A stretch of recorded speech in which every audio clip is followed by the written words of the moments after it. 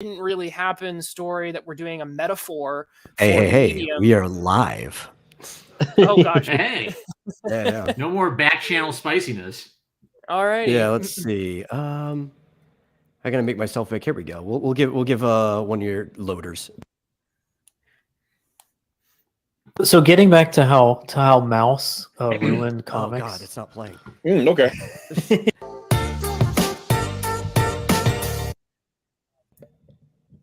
OBS, why are you failing me? Yeah, it could be if you're using your camera for one thing in OBS already, it won't let you use it for another. No. It's not even using my camera. I think we said this. I think it's a problem last with time, VLC. I think that's the issue. Whatever. Yeah. You know, they heard it. That's enough. You know, that's what he gets for springing this on me last minute anyway. So Sure. Or all of us. Here we go. All right, welcome, Hey, everybody. welcome to this. Yeah. I was gonna say, Matt C, did you come down with a cold? You sound. Oh yeah. Can you tell? Yeah. I don't know what a it little. is, but yeah, some kind of cold. Comes from having all those extra balls you've got. Yep. To point out grammar, after he sent us live, he said, "And you are love." So typos. I'll take it. You know what? I know I'm loved. Welcome to the most professional show on this side of the internet, the Mattriarchy without Matt. Although we do have a replacement Matt, the kind of hey, we have Matt at home. So this is Matt C. Plug and play, Matt. This is Matt at home. Yes, I'm the Matt at home.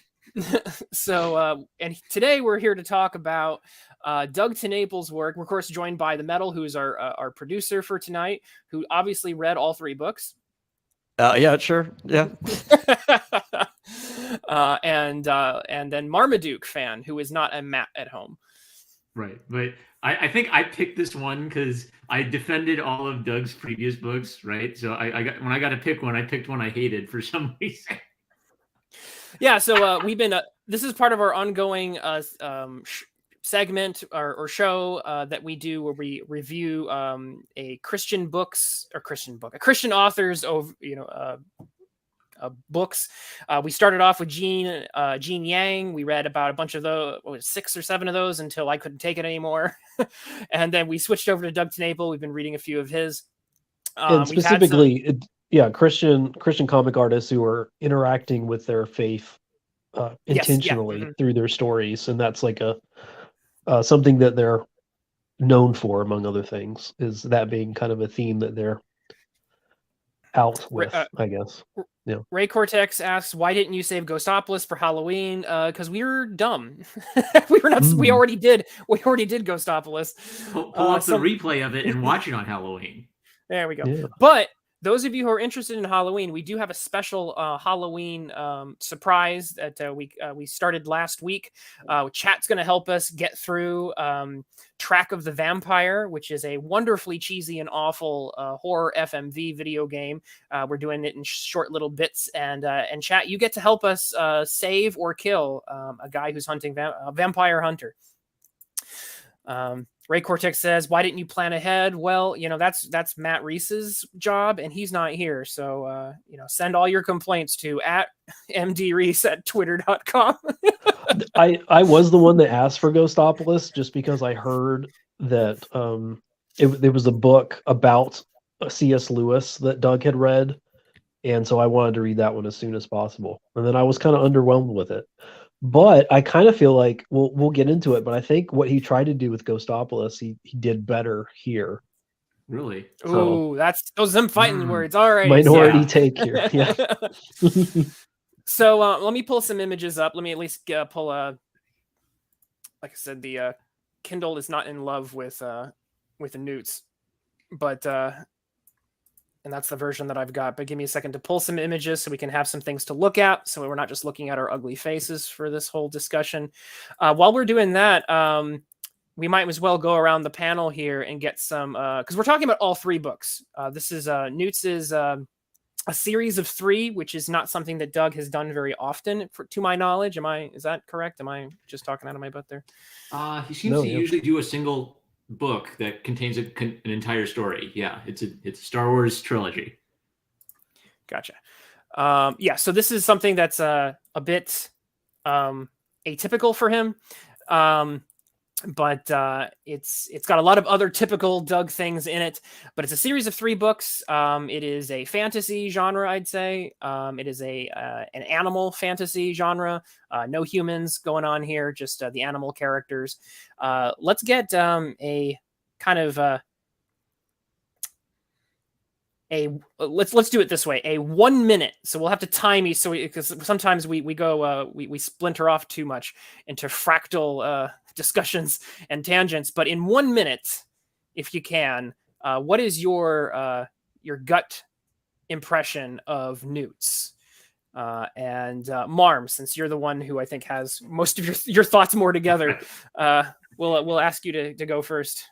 Nnewt's is Doug's attempt to facilitate general mythology with the Christian story and a C.S. Lewis Aslan fantasy idea.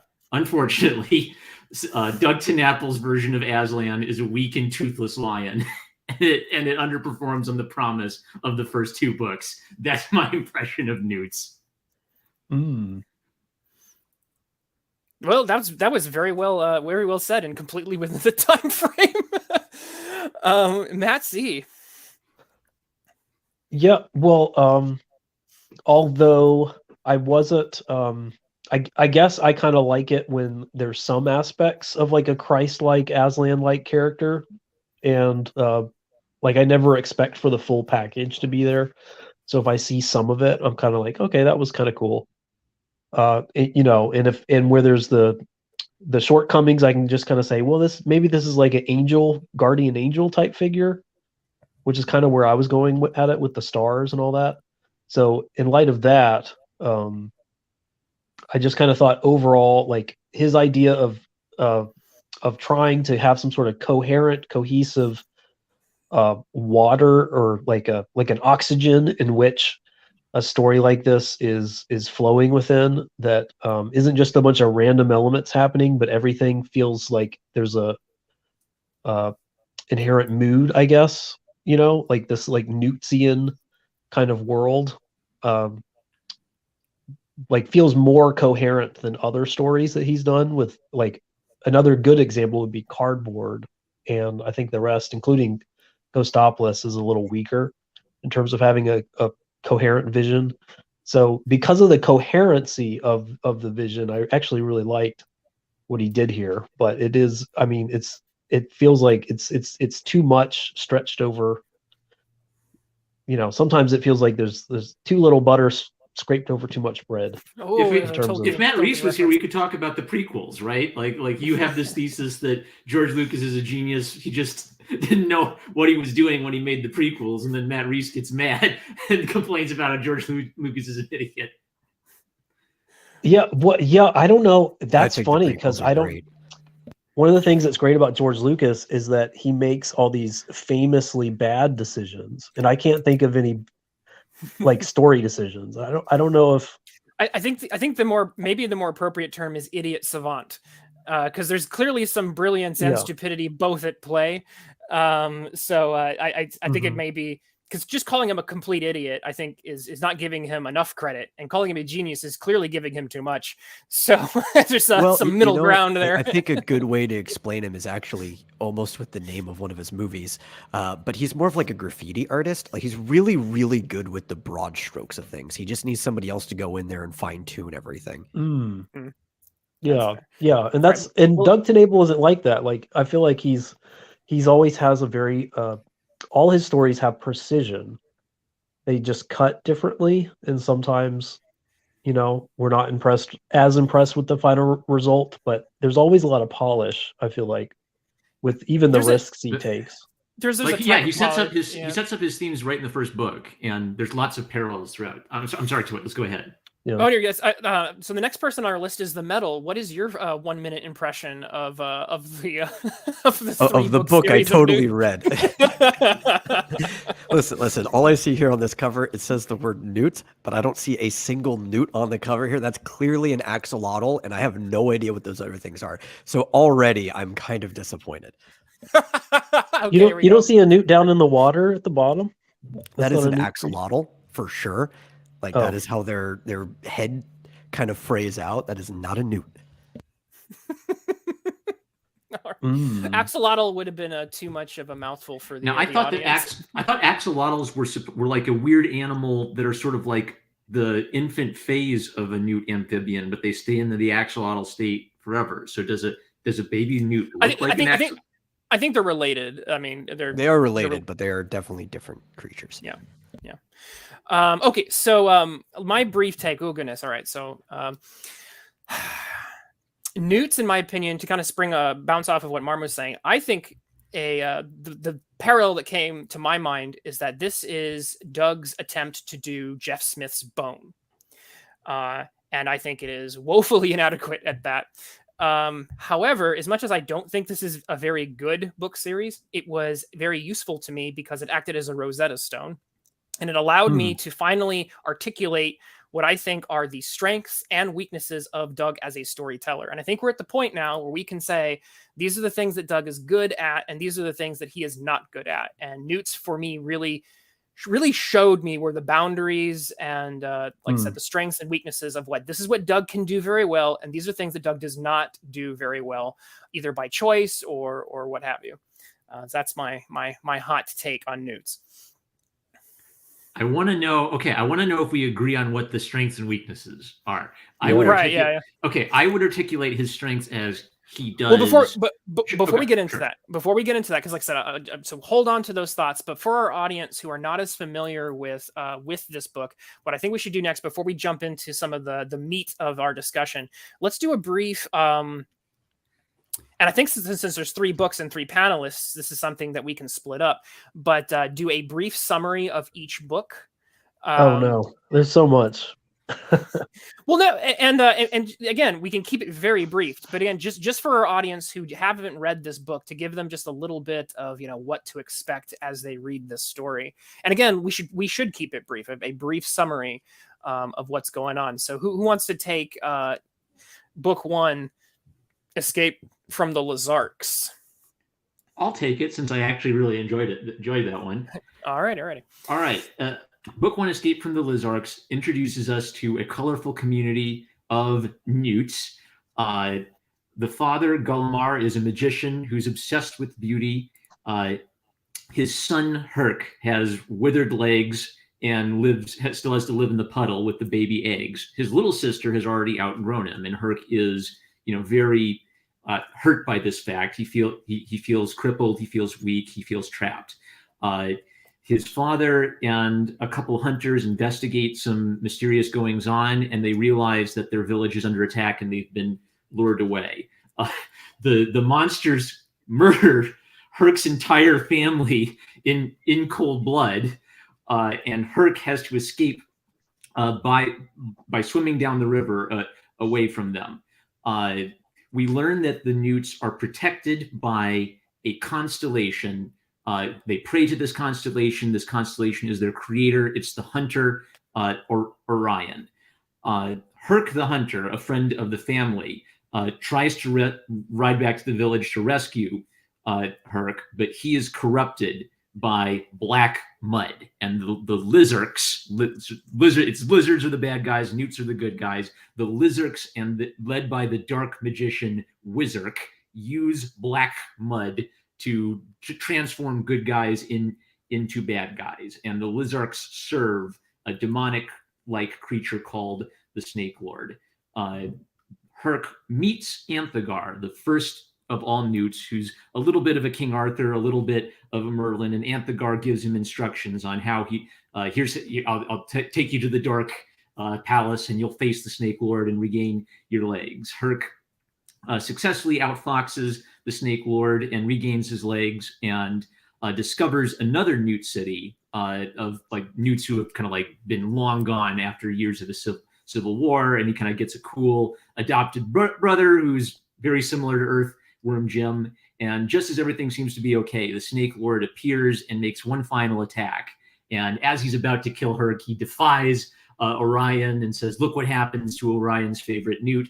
Just as he's about to kill Herc, Orion intervenes and fires an arrow through the Snake Lord's head, seemingly killing him. So it ends with Herc with his new adopted family.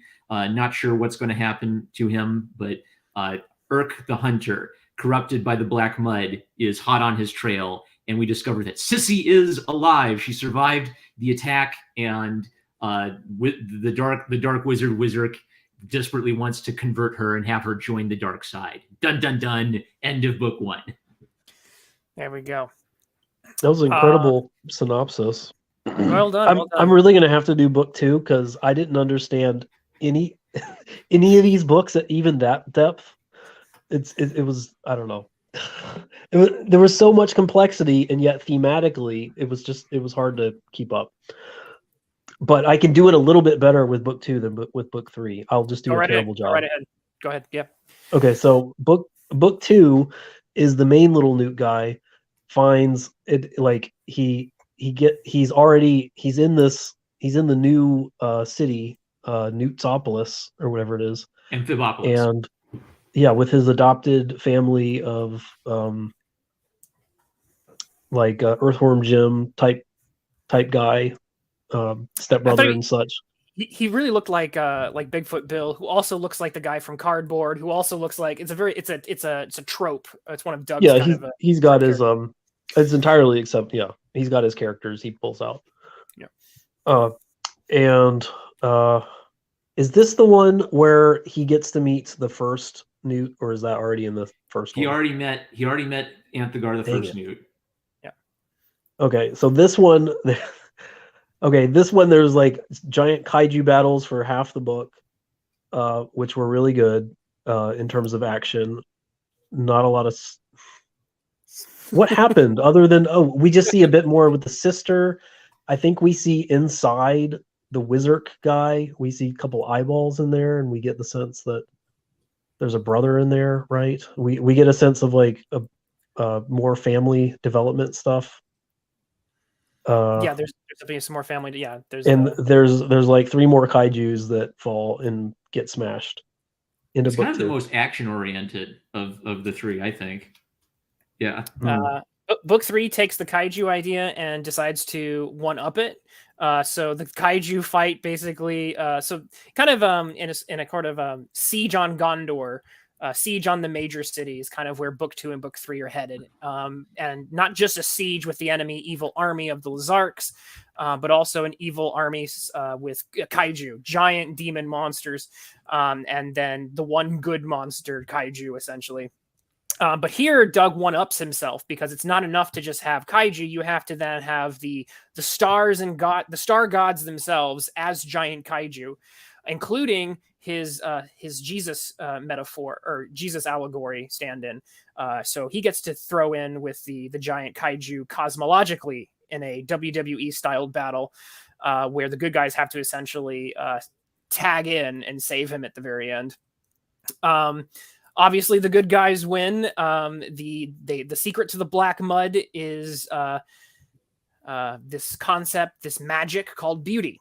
That's what it's called. It's called beauty, and beauty is what repels the evil black mud, and is able to cure it. What's really interesting is that I don't want to give too many spoilers, but there are characters, including some main ones, who do not make it to the end. And so the end of the story is one where the kingdom is saved, but at a very high cost. And not all of the loose ends are neatly tied up. So that's kind of where book 3 ends up heading. You didn't think so? Not all the loose ends? Well, there's the fact, what happens to the Snake Lord, for example. Oh, sure. Like I said, it's tied up in a way, but it's not tied up in like we're all holding hands and singing Kumbaya at the end.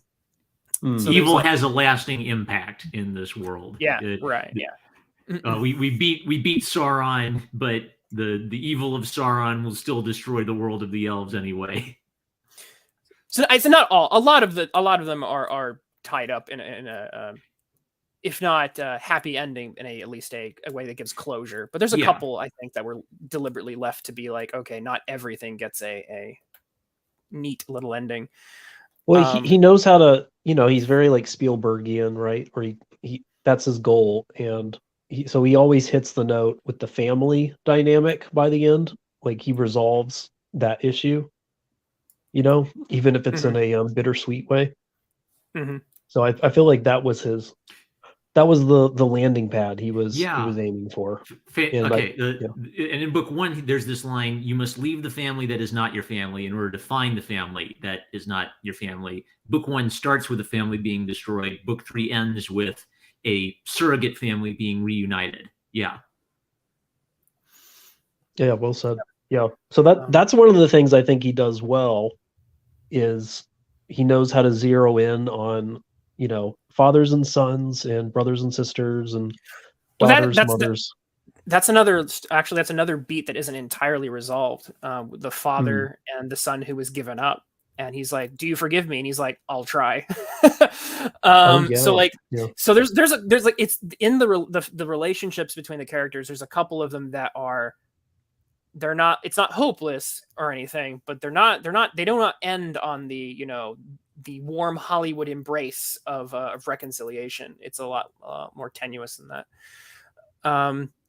So now that we've given a very broad scope of these books, and again, chat, feel free to hit us up if there are any questions that can clear this up for you or make the summary a little bit more accessible to you, because we've read these books, but we definitely want to have a conversation that is accessible to everybody. So please, hit us with questions as we go. Marm, you kind of were very interested in talking about the strengths and weaknesses of Doug's storytelling and seeing where everyone fell on that. So let's jump into that, since that was an exciting bit of conversation. Did you want to go first, or did you? Because I'm fine with going. Okay, sure. I'll speak to the brief. I've got like pages of notes of things I like in notes, right, with page number references. So Doug,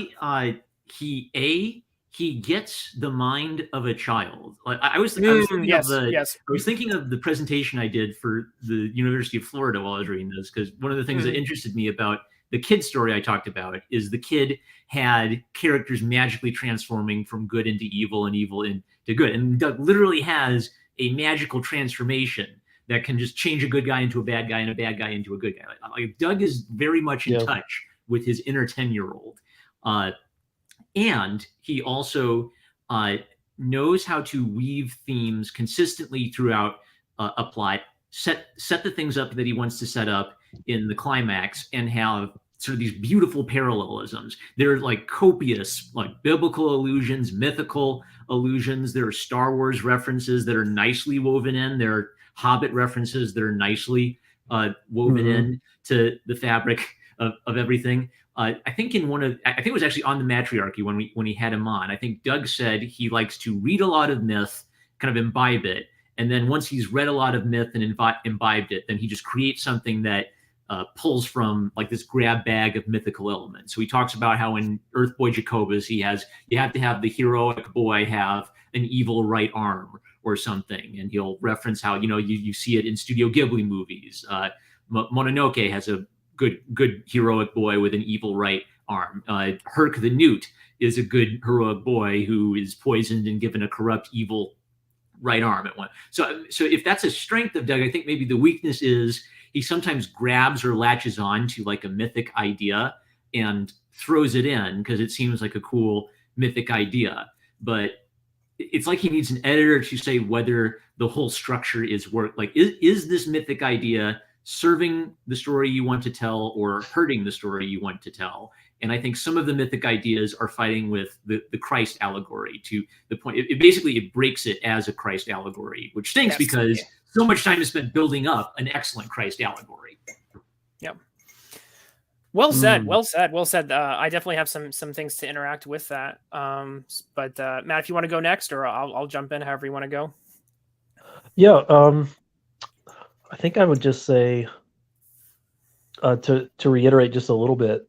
Like I think he tends to like I think like he does plan out a structure, but in terms of like the objects he wants to show up, like kaiju battles or like this different worms breaking into scenes, or like what the magic is, or this or that town, like those kind of like props and setting elements.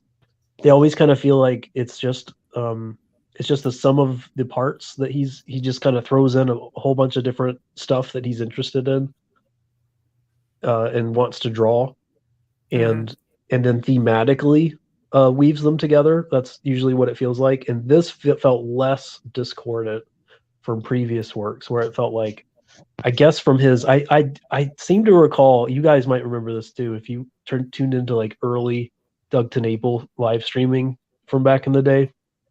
I think he's really into Nnewts, like the creatures, and he's like collected them for years. And this, like, so there's a lot of like little moments that feel vaguely like, you know, I have this like sense that like when they sleep, their head kind of floats slightly higher than their body, or this sort of like there's little things that other than just like goofy little, I just feel like drawing this way moments, it actually feels like he's exploring like a fantastical world of these creatures, these real creatures that he has an intimate relationship with, and he wants to imbibe them with this fantasy exploration of the world at their level, at like a Nnewt's level kind of experience. And so I feel like this story was adding. I'm just gonna guess because of his interest in the real animals as pets. That kind of added something that you wouldn't find in like Ghostopolis or another book. So I kind of appreciated that more, but it is just another example of like there's still just a ton of stuff that I don't really know why. It's just kind of like I'm not entirely sure. Maybe it's just because it's 3 books and he doesn't know how to fill 3 huge books with enough. I don't know. He doesn't know how to slow himself down. Maybe I don't know what it is, or the story doesn't need 3 books. There's some of that. So it just gets these complicated twists and turns just for the sake of it, when a simpler story would have hit harder, perhaps. I'm not entirely sure. So that's kind of the ups and downs, I think, for Nnewts. Yeah. I think you can tell. I don't know if you'd write 3 books about a creature you didn't have some investment with, in unless it's like the Earthworm Jim, where it's like an IP that you just kind of fell in love with there. So I think you're right there. Awesome. So for me, like I said, this book helped me, was a bit of a Rosetta Stone. It helped me understand Doug's work better. So I am grateful for that, even if I don't think the story itself is that good. So I think there are 2 things that I think are going on here that don't work. I guess I'll mention the things that do. So one of the things that Marm had mentioned, which I completely agree with, is that Doug is extremely good at capturing the mind of a child, and he's writing for children. And so there is a strength to that, kind of like with like Axe Cop, something very charming about the ability of a child to very spontaneously create storytelling. And so you have this, the way I see it, a child's mind in storytelling is very much concerned with the question of what happens next. And then what happens next? And then what happens next? And then the child gets more and more excited and escalates. And so that's definitely the story. Yeah. Right. This story is very good at childlike escalation. And so I think the strength of it, when you get to the end, and not only and then it's like, and then Godzilla comes in and fights, and it's like, well, what's bigger than Godzilla? And then cosmic star Godzilla comes in, and it's, you know what I mean? It's just one sounds upmanship. like my average dream. Well, there you go. And that is the strength, but it also ties into the weakness that I was able to finally see here. Like I said, the 2 big weaknesses that I see here. So the way I see it, Doug's storytelling, the weaknesses are structural.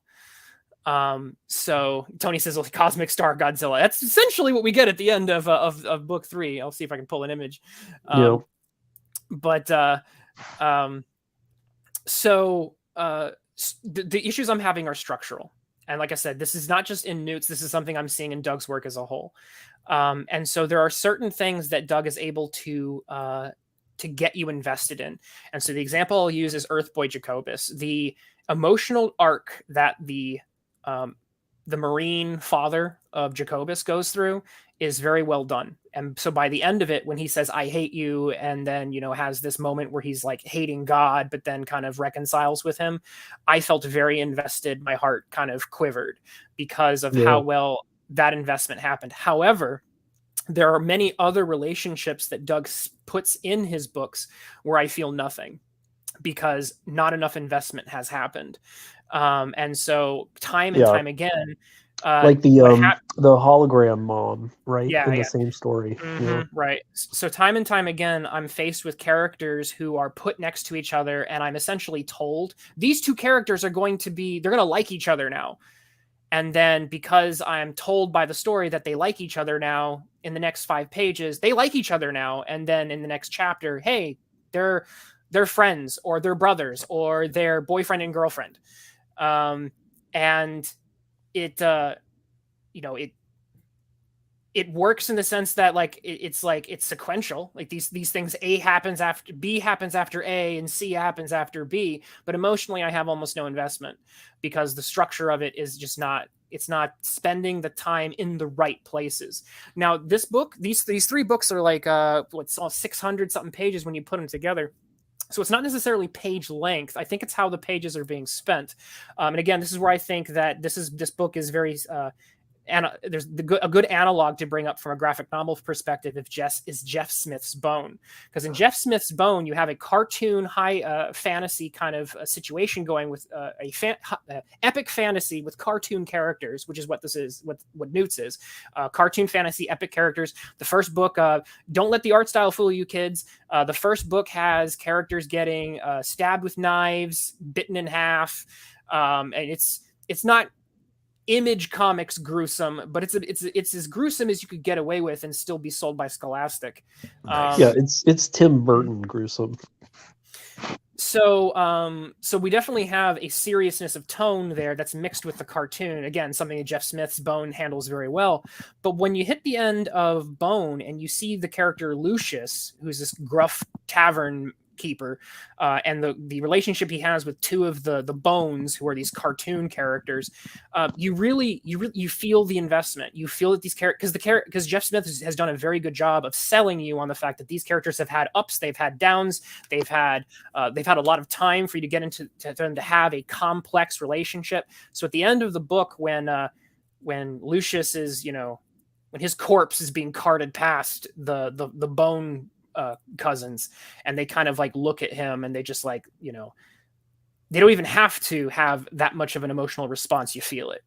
And so to me, structurally speaking, that's where I've started to realize, Doug is not that good, at least in these books that I've read so far, at structurally setting up certain relationships. Like I said, there's some relationships he can do, but there are a lot of other relationships where, like I said, I don't feel anything because the requisite amount of time is not being spent where it should be. I think Jeff Smith thinks in terms of the great newspaper comic strip heroic characters who would have years to develop their characters over thousands of strips. And I think Doug TenNapel thinks in Saturday morning cartoon episode chunks. That's exactly what I was going to say. Is structurally speaking, that's why Doug tends to do a lot of his work in one and done graphic novels, and his other work has been in Saturday morning cartoons, which are very episodic but not serialized.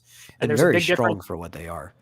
Right. Yeah. I'm not denying that, but there's a big difference, structurally speaking, between a episodic story and a serialized episodic story.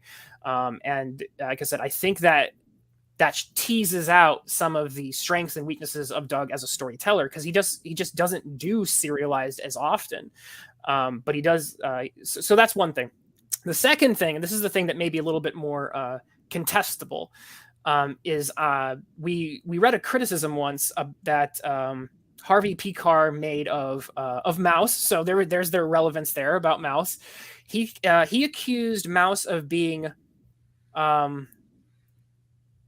what does he call it? He said arty but not artful. And so what he was basically saying is that Mouse was playing with the trappings of being artistic, without fully understanding how to really bring those things to bear in a fully artistic, meaningful way. And in Mouse, his accusation was is if you're going to make a metaphor, you can't just have the thing that the metaphor stands for in the book. Otherwise, the metaphor is pointless. And Doug he commits that sin multiple times. He mixes his analogies, his allegories, his metaphors, and so what you end up is with a bit of a black goo, essentially a black mud when you're trying to suss out a deeper meaning here. And I'll give a couple of examples. So if you want something to stand for beauty, you can't just say beauty is the thing. So he's playing these metaphorical games, but then it's just, no, it's beauty. Beauty is the thing that defeats evil. And it's like, well, we don't have a metaphor for beauty. It's just beauty. So that's a minor example of that concept at play. A more egregious example is what he does with his Aslan, which is the Orion Star Jesus character. It's a constellation. It's clearly meant to stand for Christ. And there's a scene very early on where when Herc's family is murdered by evil monsters, they have a sort of a soulful sing-along where they all enter into the afterlife, which is entering into the constellation, into Orion's chest, essentially. And there's this metaphorical, you become one with Christ. You kind of go inside his heart. There's obviously some metaphors going on there. And it's like, well, that's really sweet. That's a very interesting way to think about how when we die as Christians, we become one with Christ. However, by the end of book 3, and I will pull an image of this, so give me a second, but at the end of book 3, what we have is that metaphor gets tagged in for the giant cosmic fight and gets to jump off the top rope to wrestle with another cosmic wrestler. And at the very end, it's almost implied that the Jesus character is like a giant mecha. He's like a giant robot who's got a whole bunch of people inside of him. And so when you mix the metaphor with the actual action kaiju storytelling, you get some very mixed messages. And that's not even bringing into the fact that the Jesus character has to be rescued by our heroes. He needs to be resurrected by sinful men. This, what would God do like, without us sinful people to help? This sounds like the plot of Tengen Toppa and Logon. There's a little bit of that in there. Like, I'm not gonna lie. So that's where I'd say that he's being arty. And so there's even like a Greek chorus in this book. So like, yeah, Doug, I see what you did there. I got you. I saw the Nnewts. Yeah. The Nnewt. Yeah. I saw, which was very clever. But so I got you, fam. I saw the Greek chorus, but that does, being arty, having little references to things that are very important in literature, does not automatically mean that you have transposed deeper meanings, that you're wielding those tools effectively. Sorry, that's my long-winded, but those are the strengths and weaknesses. Especially if your audience is kids, right? Like, are they even going to get it? You have to write your allegories and metaphors directly to them. You can't just make reference to things that the kids it's drawn really well for kids. This story, I don't think it's for kids, and I don't think it's because it's adult content. I think the story is way too complicated to hold kids' attention span. I don't think they'd be able to keep up with this vast array. Unlike compared to Bone, which has like 8 characters you need to keep up with, maybe. I mean, it has a huge cast, but if you want to follow the plot, you can count them on your 2 hands, and it's way too complicated in this story, I think. Yeah, sorry. Yeah, he's running around with like armfuls of characters, and he just barely gets it to the finish line with everything he wants to do with all of these characters. I feel like after 3 stories, I feel like that would be my biggest criticism, is that if this was aimed at kids more than even his other books, I don't see how kids would tune into something this story complex. Ray Cortex says, Matt, are you sure you're not underestimating the intelligence of children? I think they can pick up on themes. Like, they'll pick up on the family dynamics, but I don't think that they're going to want to pay attention to all the different family dynamics concurrently as he's switching back and forth between them. It just felt too frenetic. I don't know, to me. Like it's just I don't know. You don't I feel like just because it's this big of a story doesn't mean that you need this many characters to tell it. I don't know. And that's another thing that Bone gives you a lot of time to breathe. Because in a way, like this is the most different of his books, and maybe that's because it's 3.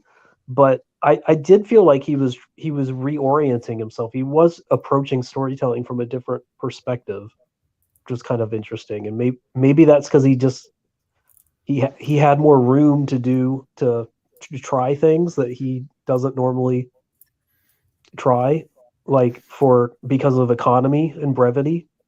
So, but it gets, I don't know. There's too many families. I don't know. It's just not. It's not a clean. I want to It's not a say clean story. Like all his other stories are, I think, are a lot, So including the ones I don't like so much. But I've got an image pulled from the giant Jesus when Jesus gets pulled into the giant kaiju cosmic fight. So we can, yeah, there we go. This is, like I said, this is after the regular kaiju fight. This is when we've leveled up into cosmological, because 2 of these characters, 2 or 3 of them are essentially star gods. 2 of them are literally constellation gods, and one of them's essentially evil incarnate. so I don't know. Can you prove to the panel and to like argue for the chat that this is a Jesus character and not just like a. Do you want me to pull up my notes? Yeah, like so okay. Why is it not like Michael the Archangel? Yeah, okay. Just like a guardian spirit or something. If you guys read Doug's introduction to book 3, I'm not going to let him get away with this because I think there's a little sneaky on Doug's part. At last, I dedicate this book to the one who made Orion, all of us and the real life Nnewts I found when I was 5 years old and experienced joy in those Northern California woods. So I saw that. Yeah. He loves these. All right. Okay. So I think, to be fair to Doug, he is trying to put distance between Orion, the character, and Jesus himself.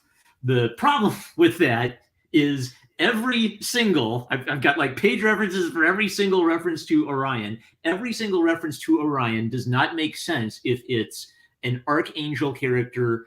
And even in book 3, I think I'll find you one. So it's when they're this is really helpful to save God, and Orion has tape over his mouth. It's page 173 of book 3. Why is he wearing that panel on his mouth? You don't have to kill a god if you can silence him. So he's a god. So I guess that's the only out, is he's a god amongst the gods of the stars. But we don't get a true god. What's weird is the Snake Lord seems like the devil at first, and then we find out there's a bigger devil who's behind the Snake Lord, who's the real devil. So if he had done something where Orion, he seems a little bit like God, and then, okay, I get it. Behind Orion, there's the real God, and Orion's just like this cool, old, powerful constellation dude. I could have jived with that, but also in book 2, there's a whole debate between 2 Nnewts where they argue about evidence. And one of them says, well, I believe these stories about Orion appearing and striking down the snake god. And then the atheist Fedora Nnewt says eyewitness accounts aren't evidence. So it's a internet Christian, internet atheist debate mapped onto Nnewts talking about the snake god and Orion. This kind of symbolism only works if it actually applies to the thing that you're referencing. We don't have debates with internet atheists about the existence of Michael the Archangel. We have debates with with fedoras about the existence of God. That's fair. That's a really good defense. It's pretty clear that there's a little bit of both going on.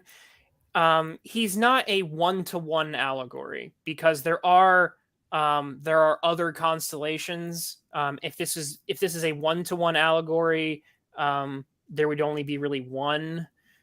This is definitely more in line with, I guess, a looser C.S. Lewis interpretation where other gods and cosmic beings are kind of alluded to. But for all practical purposes, the role that Orion serves for the Nnewts, there's page 173. Oh, there you go. There's the tape on his mouth. Yeah. This is when they're saving Cosmic Jesus. The role that Orion serves to the Nnewts. So whether or not that Orion actually is a one-to-one allegory for Jesus is probably a no, and Doug would probably say that. However, the role that Orion plays to the Nnewts is basically one-to-one Jesus. He is their afterlife. And I'm sorry, like, speaking from a Christian creator standpoint, him being the one who is not only their creator, he's literally their alpha and their omega. So like, and he does have a Nnewt tail. So like, the sort of being made in our image thing is still applicable as well. So you can see the tail in the image there. So the role that Orion plays to the Nnewts is a creator Christ-like figure. Like, without a doubt, that is the role that he plays to them. So in a broader sense, looking down as Doug being the creator of the story, I can see it not being a exact one-to-one from the character's perspective on the diegetical level of the story. It doesn't really get more allegorical than this. Yeah, I guess I'm just trying to get them. I don't know if it's an out, but I'm just trying to see if we are frustrated. So we picked a framework. It's not necessarily Doug's. And then we're getting frustrated with our framework because it's not fitting very well. I think it's Doug's framework. I think it is Doug's framework. Yeah. This is Doug speaking as Christian. Doug spoke as Christian explicitly in Earthboy Jacobus, down to having them debate about Jesus Christ by name. Yeah, that's true. Mm-hmm. Okay, why does Satan, the snake, I can't even talk about the Snake Lord without thinking of him as Satan. So why does Satan tempt the Nnewts basically by defying God and by tempting them to see? I can't even talk about Orion without thinking of him as God. Why does he tell them, I defy Orion. Orion has abandoned you. One of Pigzark, when he prays to the Snake Lord, says, Snake Lord, we know you hear our prayers unlike Orion. So you hear that, kids. God doesn't hear your prayers. At some point, when he offers Sissy the desserts, he says, this will. They offer Herc the dessert. They offer Herc the dessert and say, if you eat this dessert, you will become strong like Orion. It's the snake offering the fruit and saying, you will become wise like That's God. True. Yeah. It doesn't hold together if Orion isn't God himself. But Doug wants the distance to say, well, he doesn't have to be God so that I can have the kaiju battle with him. So does he need to distance more, or does he need to double down in a more consistent manner? Like, which I'd almost obviously you can do one. I'd like Orion better if he was just like some weird pagan space dude, or if he was out. If Doug just did so what I thought he was doing in the first two books is Orion's sort of quietly present. The only thing he does in book one is right when the Snake Lord defies him, he fires an arrow and he kind of winks at the audience. A little divine intervention, even winking to lampshade it. But Orion is a quiet force. So it's almost more Tolkien than it is Lewis. Tolkien doesn't have God show up as a character. God acts in Tolkien's universe through providence, through Gollum tripping and falling into the lava. And through his agents as well. That's the other thing. Is God in Lord of the Rings is very much acting through his direct representatives, but in much more subtle ways. They're doing his work and his will. Yeah, very like Old Testament angel type stuff. And prophets, like through the prophets too. Yeah, through angels and prophets. Like he has literal like gods or like lesser beings, angels on the Middle Earth, like Gandalf. So there's always stuff like that too. Continue, Marm. Right. Okay. So I was thinking about Aslan. So I think this, Matt, I was listening to you at the beginning. So TNAPL loves C.S. Lewis. It soaks his work. And I kept spotting, I think I spotted some Lewis allusions in this one. So I kept thinking about Aslan, of course. And so Aslan's a weird character because he's supposed to be God. And how do you write God? And what Lewis did is pretty clever because basically Aslan shows up, and the second Aslan shows up, the White Witch's spell is broken, right? And she's in denial about this, and she's frustrated about this, and trying to ride her sleigh around. The only reason Aslan can't kill her right away is because Edmund is a simp for Turkish delight and joins her side, right? And so then the whole story centers or hinges around the Christ allegory. And then the second that Aslan fights the White Witch, he rips her apart. So in the power dynamic, the White Witch isn't a co-equal god fighting Aslan. The White Witch is kind of a joke, and she kind of knows she's beat, and it's only she's only like delaying the inevitable before Aslan inevitably kicks her butt. Mm-hmm. Doug doesn't know what. Go ahead. Oh yeah, I'll bounce off of that. So Matt, to answer your question, I would say to the way of potentially addressing some of these issues is to lean in either. I love using models and analogies to lean further into Lewis's camp, or to lean further into Jeff Smith's one. So what Marm's mentioning that I think is very interesting is when you're writing with Aslan, and Aslan is pretty close to a one-to-one allegory for Jesus and God, but when it comes to examining how that is used in accelerating the stakes of a story, Edmund is where that's at. Because once Aslan's in the story, and here's ladies and gentlemen, this is what happens when you use an allegory, right? If you're using an allegory, and an allegory is different than an illusion. An illusion is where you make a reference. Oh, that character might be sacrificing themselves like Jesus. But that doesn't necessarily mean that the story is going to play out exactly as it played out in Matthew, Mark, Luke, and John.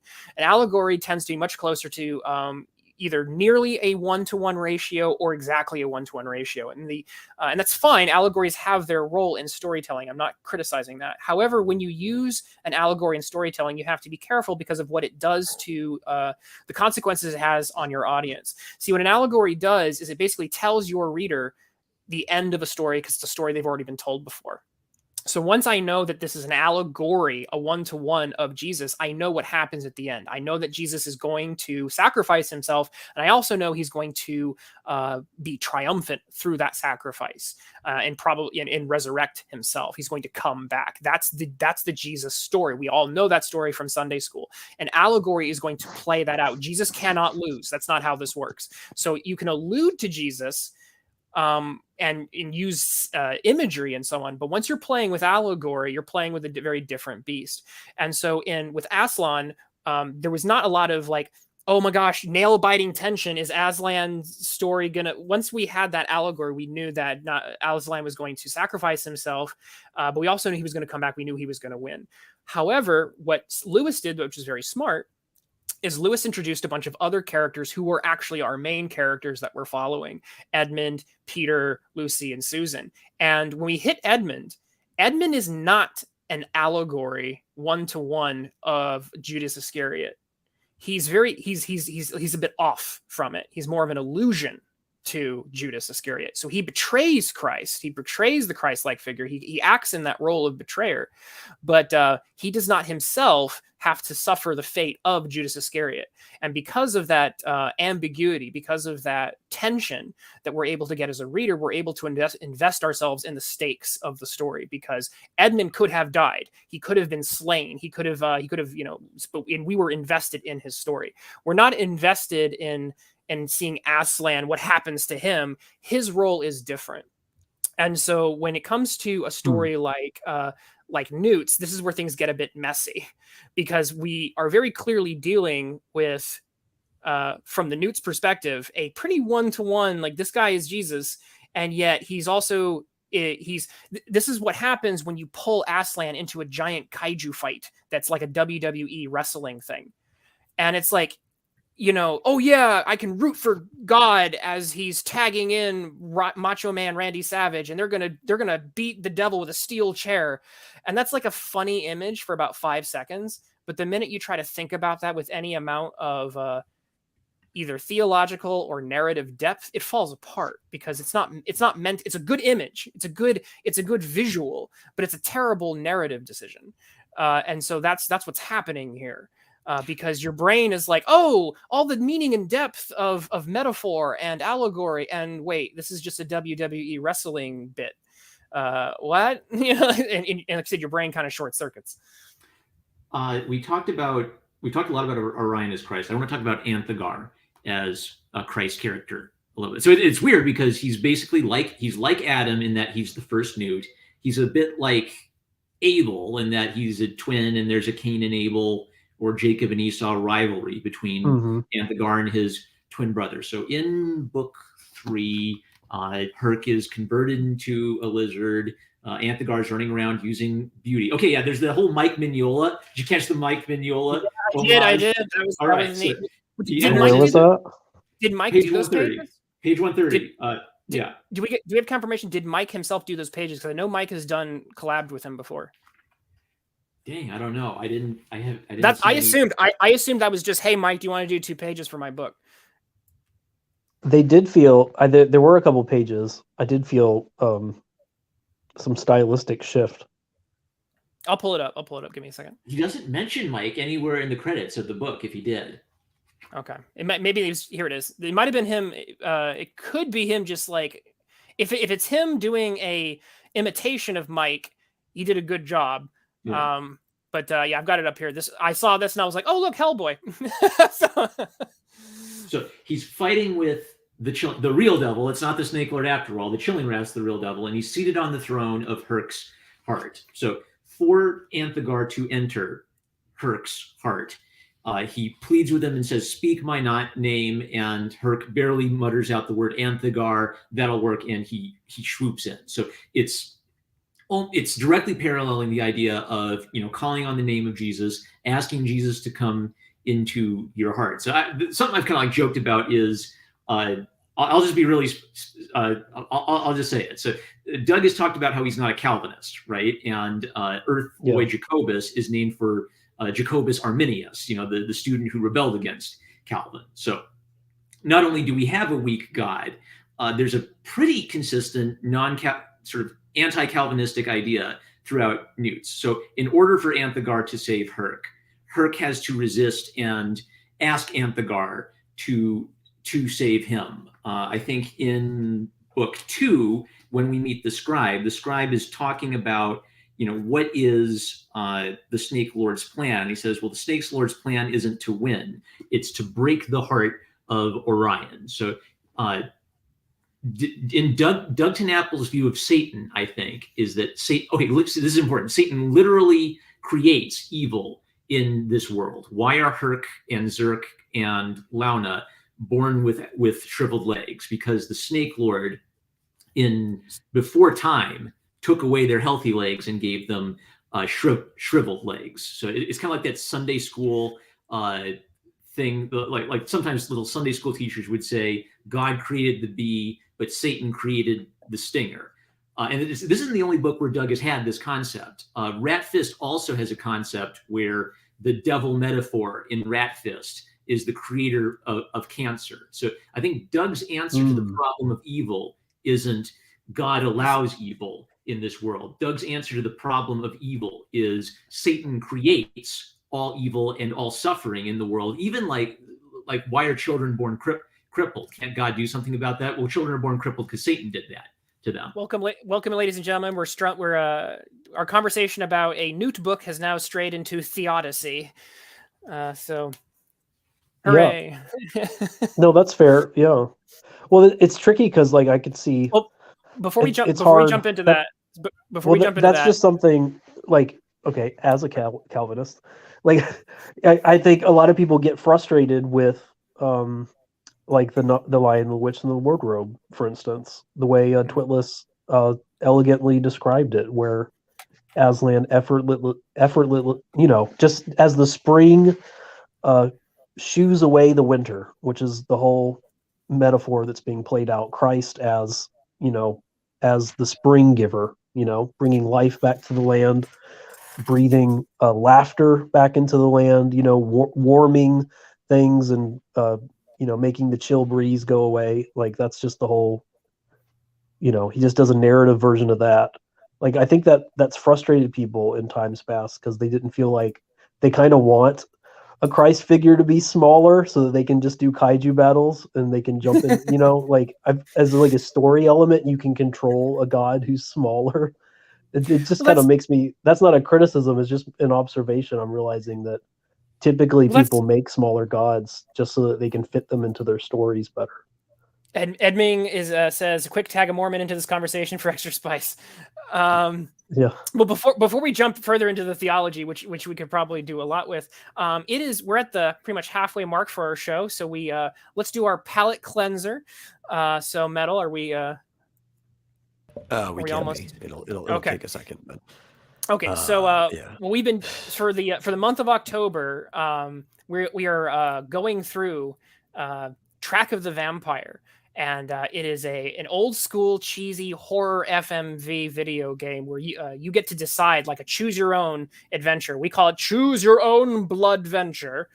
And chat. So it's up to you guys to decide the fate of our Officer Graves as he goes tracking vampires. Yeah, I just have to Oh, make what sure a the great idea. audio is on the right channel because it likes to reset every single time. So we do This a is short very se- we, spooky. yeah we do a brief segment, and we're gonna see how far the chat can get us in this round of Track of the Vampire. Yeah, I think I still have the audio set to where I left it last time. Let's see. Yeah. So you want to make we're gonna have you want to make figure- yourself Yeah, I'm make yourself going full to. screen. Yeah, okay, yeah.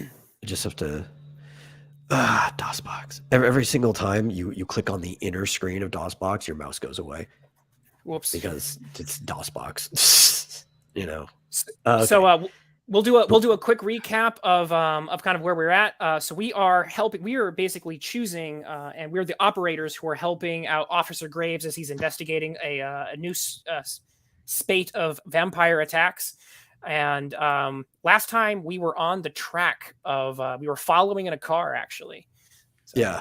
Now we just need to get back there. Yep. What a This is great idea. whole Whose piece idea of was this? Mattriarchy lore you guys are dropping on me right now. Was this Matt Reese's idea, or was this This Twitless? Twitless's idea. Nice. I'm not getting sound. Yeah, either. You're not getting sound? Let me see what the problem is. How about that? Yep, go. we got it. Okay. A little loud though. I'm pretty sure this is kind of where we left it last time. I Everyone can't knows to remember. dial 911 in case of emergency. Everyone knows that a 911 operator on the other end will Much better. dispatch police, That fire, wasn't and our option medical though. Okay, personnel let's to just rescue. start again. Because I was adjusting the sound. You're good. The problem with this game is the only way to get back to where you were is to end it and start it back up.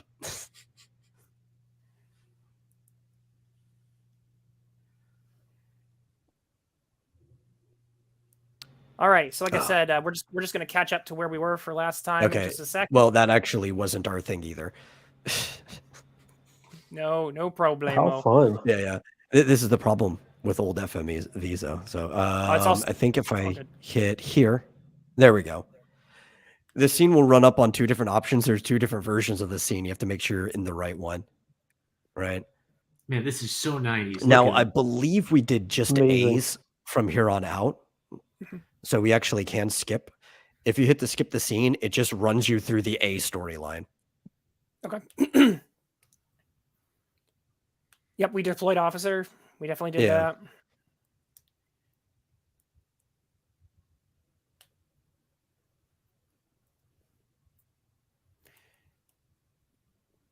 This is so creative and freaky. I love it. And then we hit A on this Yeah. one too. Okay, so this is the path where we were right before the option. So we're going to continue playing from here.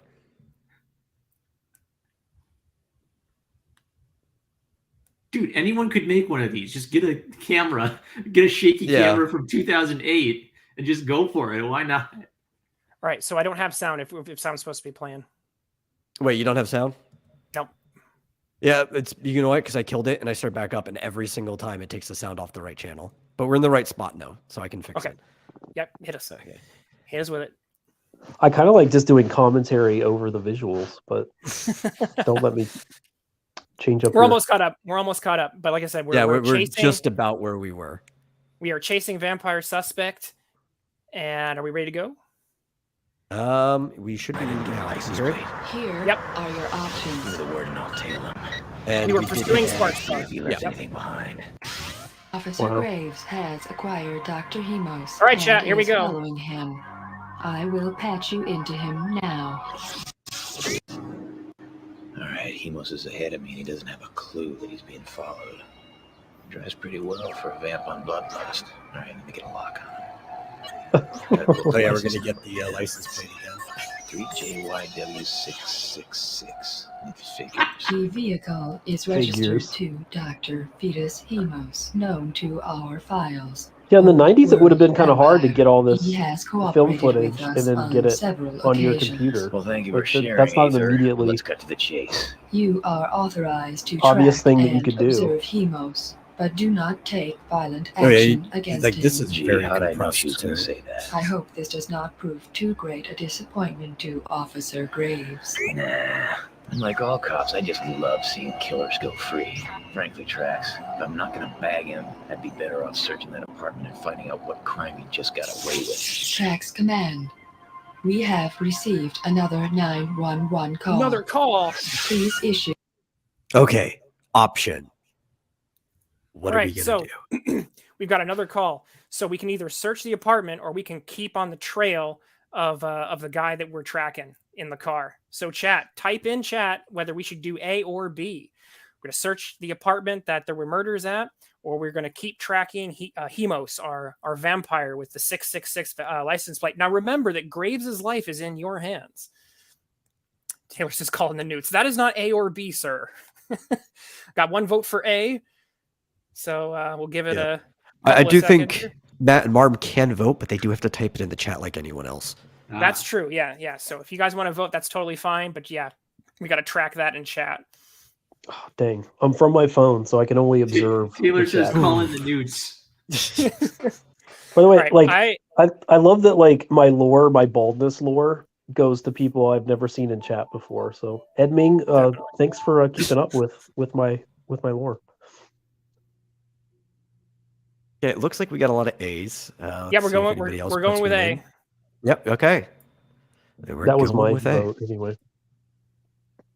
An order to Officer Graves, and I will patch you across. Off the elevator. Well, officer wannabe. Why don't you go get a donut, pal?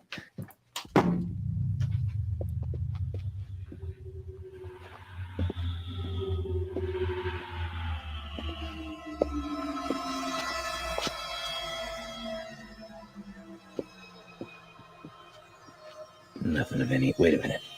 We got a cold one on the floor over there. Looks to be like a female in her late 20s. Beautiful. Once was, anyways. I'm gonna check for pulse here real quick. Nah, Check for fangs. this is the part of my job I absolutely love. You're checking your carotid artery.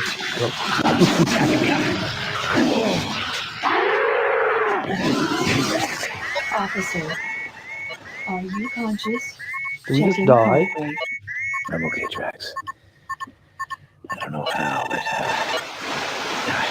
I'm alive. She could have killed me, but she didn't. Must have been my charming good looks.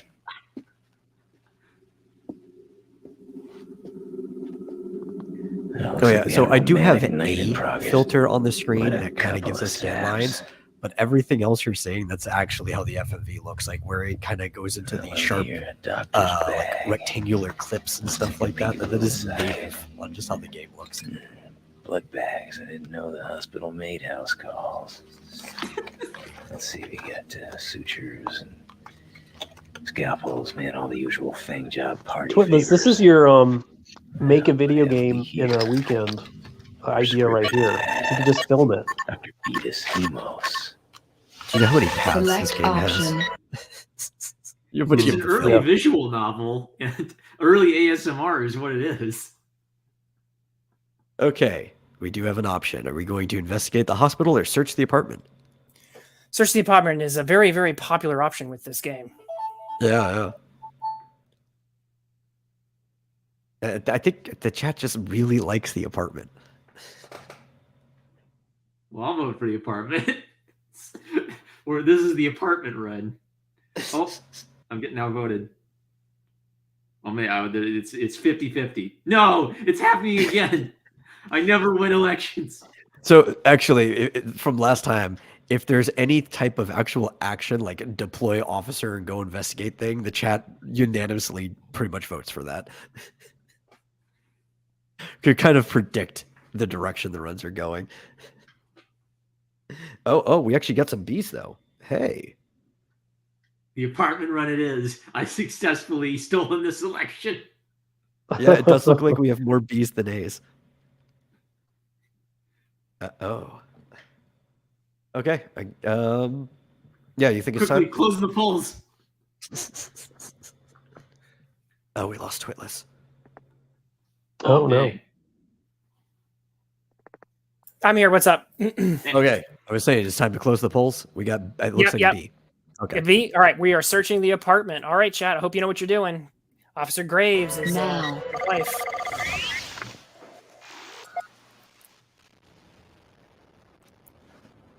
I'm gonna check the couch. We get a purse over here. And... Wait a minute. Hold on a second. I hear something. Nah, it's just a sizzling ciggy. Never met an undead who didn't puff. Of course, I guess they don't have much to lose. All right, I'm searching the purse. Big book here. Check today's entry. Oh man, this chick sure had a lot of dates. Different guy every single night. What a tramp. Please ignore sexist attitudes of officer. Let's see what Oh we my got in the goodness. goodie bag here. Your usual SJW video gaming. tricks. Oh, there's a paycheck from the late date dating service. I get it. She was scamming losers. Okay. We got another option. Are we gonna do the late date commercial or to the late date? All right, so we got ourselves a simp here. It looks like, or an e-thought who's targeting simps. What do you think, chat? Wait, so we just watch her commercial or we go to the company? Is that the idea? I guess so. That's what I think so, yeah. I bet the commercial would be funny. Yeah. Got a few A's in chat. Yeah, we're looking like A at the moment.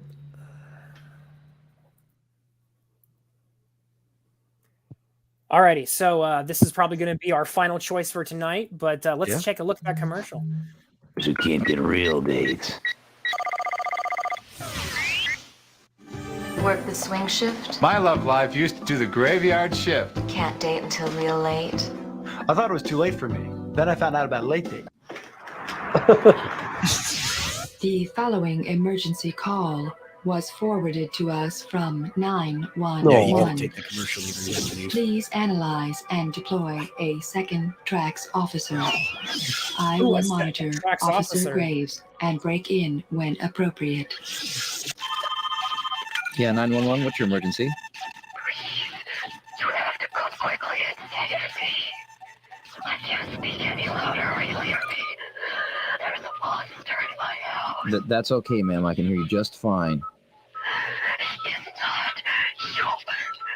He looks like he's made of electricity, and he just woke me and pulled my eyes out of my head. I can only hear him. I cannot see him. Ma'am, listen, help is on the way. Please keep talking. Please come as quick as you can. He's going to kill us. Okay, ma'am. Trax, I'm referring this call to you. We accept case. I'm also dispatching paramedics and police. Our This is officer- riveting. Oh, okay. Well, that's where we're gonna Alrighty. stop though. We'll be back on this option when we get there. Yep. Okay, so it sounds like there's the guy made of electricity. And he's about to hurt somebody. So our choice for next time is going to be: will we deploy an officer or reanalyze the call? So tune in next time for Choose Your Own Blood Venture as we send out a second Terror Tracks agent to on this crazy night of blood and madness. Yeah. Okay. When What you a come up with- fantastic idea. Dude, return so to the thanks. 90s. Back Return. Yeah. So I've tracked down a few of these games. So once we get through tracks, we're actually going to do some more. So yeah, it's going to be a returning segment that we can do with chat. Thank you, chat, for keeping Graves alive so far. All we have to do is find Matt Reese's equivalent of Deltarune. Like, he doesn't even have to play it. We'll just play it on his channel while we're guests and make him famous. Yeah. But no, I got some other '90s FMV games. Like I said, they're perfect for this. Abandonware that very few people know about. So I got some other stuff. If you're enjoying this, tell your friends. This is a lot of fun to play with you, chat. You're doing a great job so far. Okay, that was a good palate cleanser. Let's jump back into Nnewt's. Which, yeah. We The Odyssey find. and There we go. Satan. Yep. Okay, I'm gonna So I praise guess something. we left off I with think- the gods. Like oftentimes people make their gods smaller to fit into their stories, Mhm. right? Where Aslan is usually that's one of the few examples where the god of that story, the Christ analogy is so big it actually is like puzzling, I think, to a lot of people when they read it. See, I think that's the difference between working with an allegory and working with illusions, right? So in the Matrix, Neo did a lot of Jesus stuff. Yeah. But he very clearly wasn't Jesus. So they were able to use a lot of the symbolism, the imagery, and even some of the beats from the story, that from the biblical story. But at the end of the day, the Matrix was able to be something entirely different because they were not constrained by Jesus has to do these things, therefore Neo must do the exact same things because they're serving the exact same purpose. Mrs. H has given us a tee-hee. Oh, we know what that means. What does it mean? Tee-hee from Mrs. H means tee-hee from Mrs. H is code for we got a pickle. So it's either from our vampire segment or from Doug to Naples. So I got it. Oh, fun! That's where the pickles come from. Nice. How Hey, do I Mrs. share H. it with you guys? There should be a present button, Okay, I'll have to like airdrop. and then it I to you can guys. put it up on the screen. You guys can talk while I'm futzing with Can I just can I explore this tangent just for like 30 seconds more? Like I'm thinking that okay, so you have the Narniad, you've got 7 books. He shoots his shot with the first idea that comes to mind, the most obvious allegorical version of Aslan in the first book. He gets that out of the way.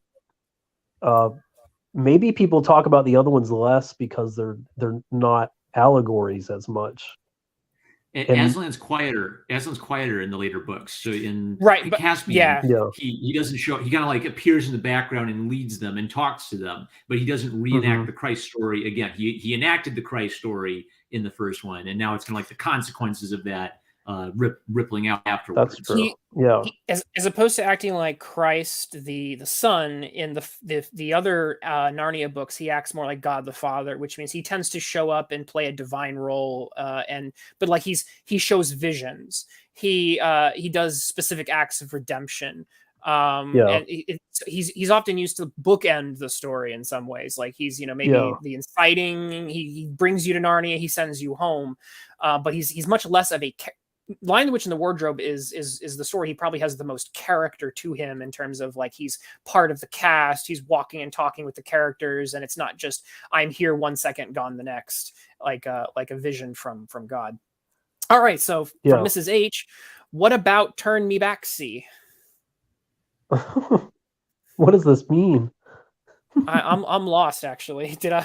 Is it a reference to AB, and there's no C ABC option, because the options are always at the end, right? That's So right. how about Turn Me Back, option C?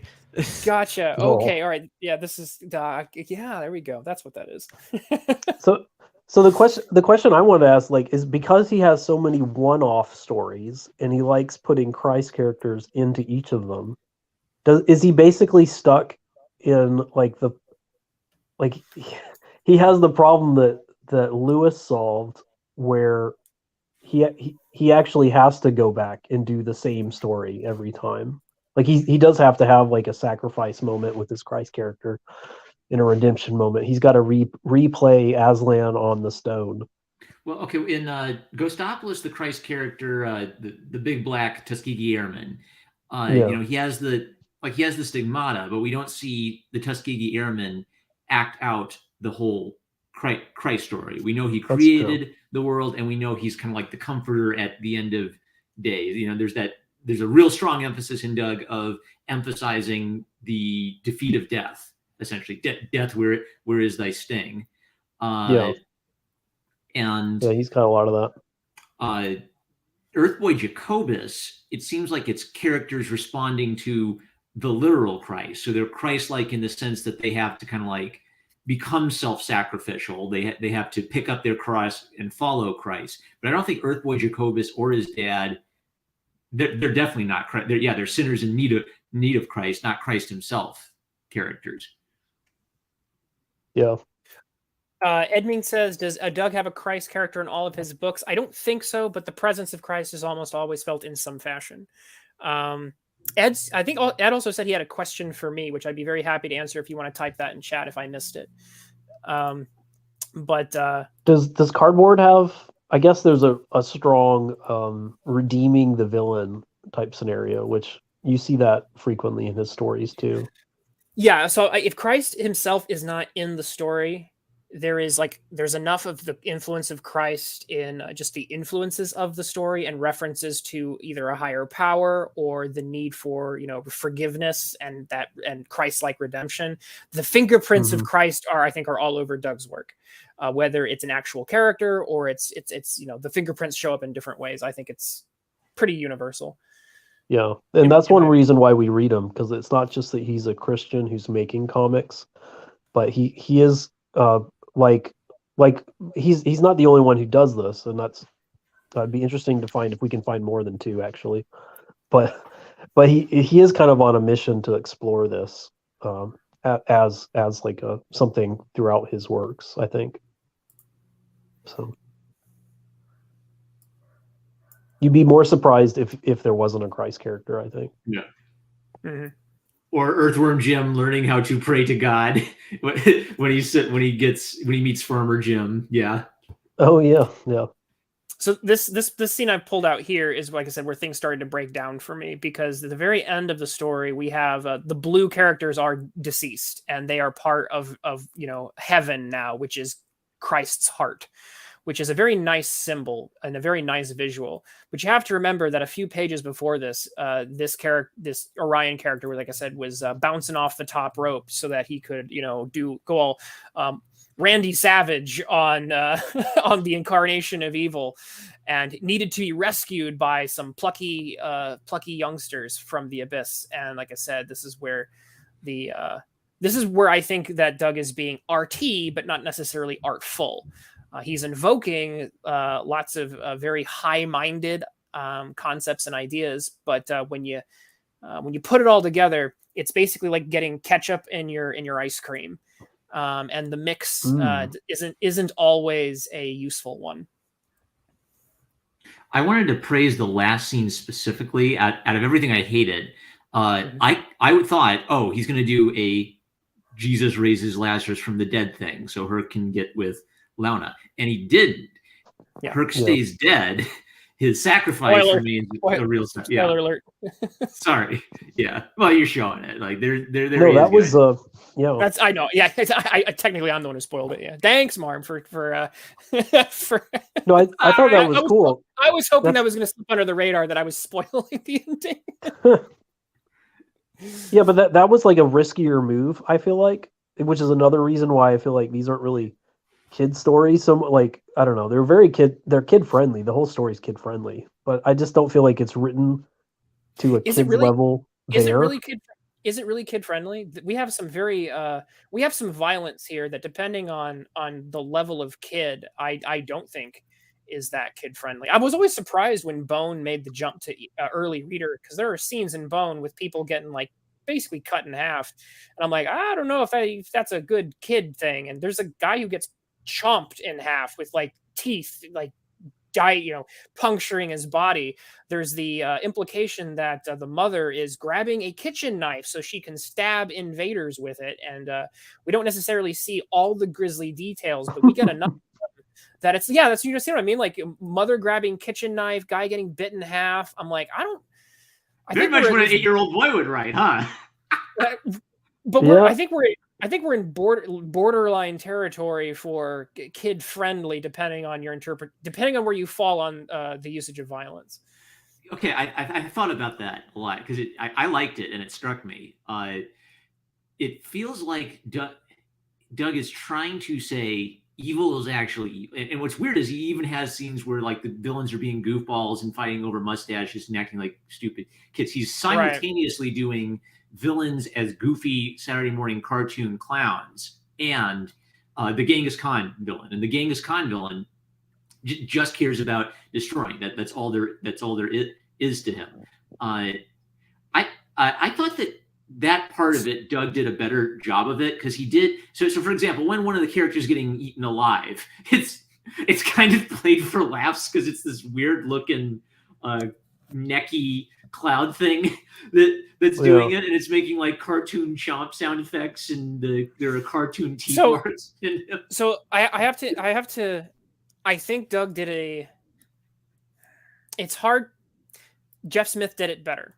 So Jeff Smith had the two rat creatures that were never quite named, but they were our rat creatures because they were like stormtroopers. They're two of like thousands, but they're the two that we spend the most time with.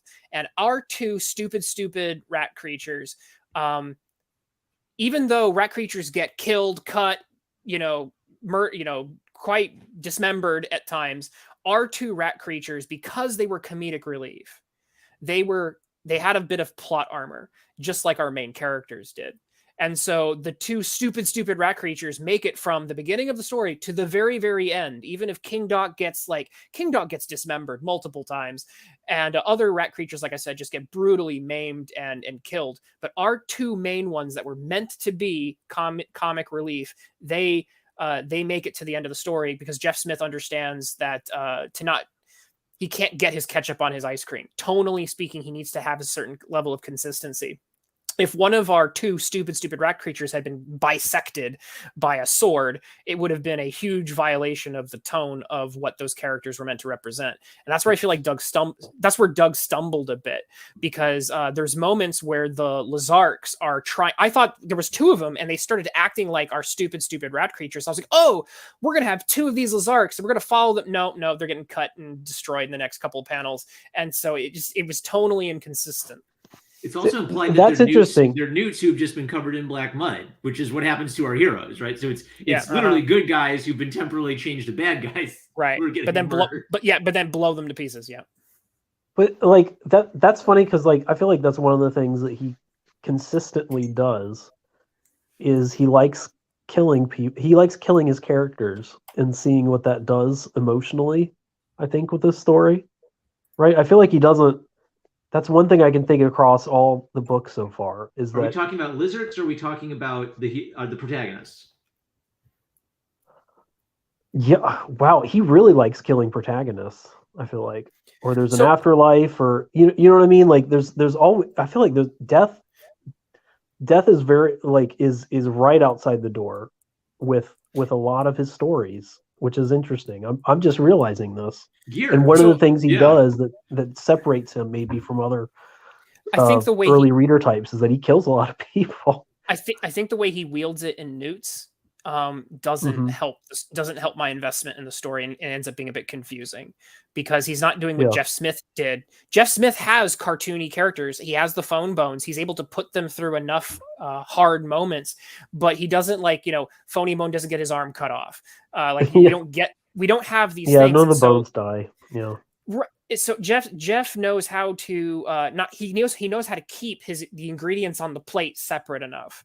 And so he's able to mix them when he needs to, but he keeps enough separation so that you're never feeling tonally confused. And I feel like with Doug, I'm a little more tonally confused because it's like would you say he's is he a Doug R.R. Martin here? Like, does it feel arbitrary when these characters die, or does it just feel like he tried something and it just rang hollow?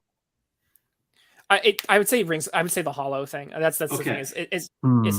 I get, and that's because it always seems intentional. It doesn't feel like he's just trying to subvert. He's trying to show he's being edgy.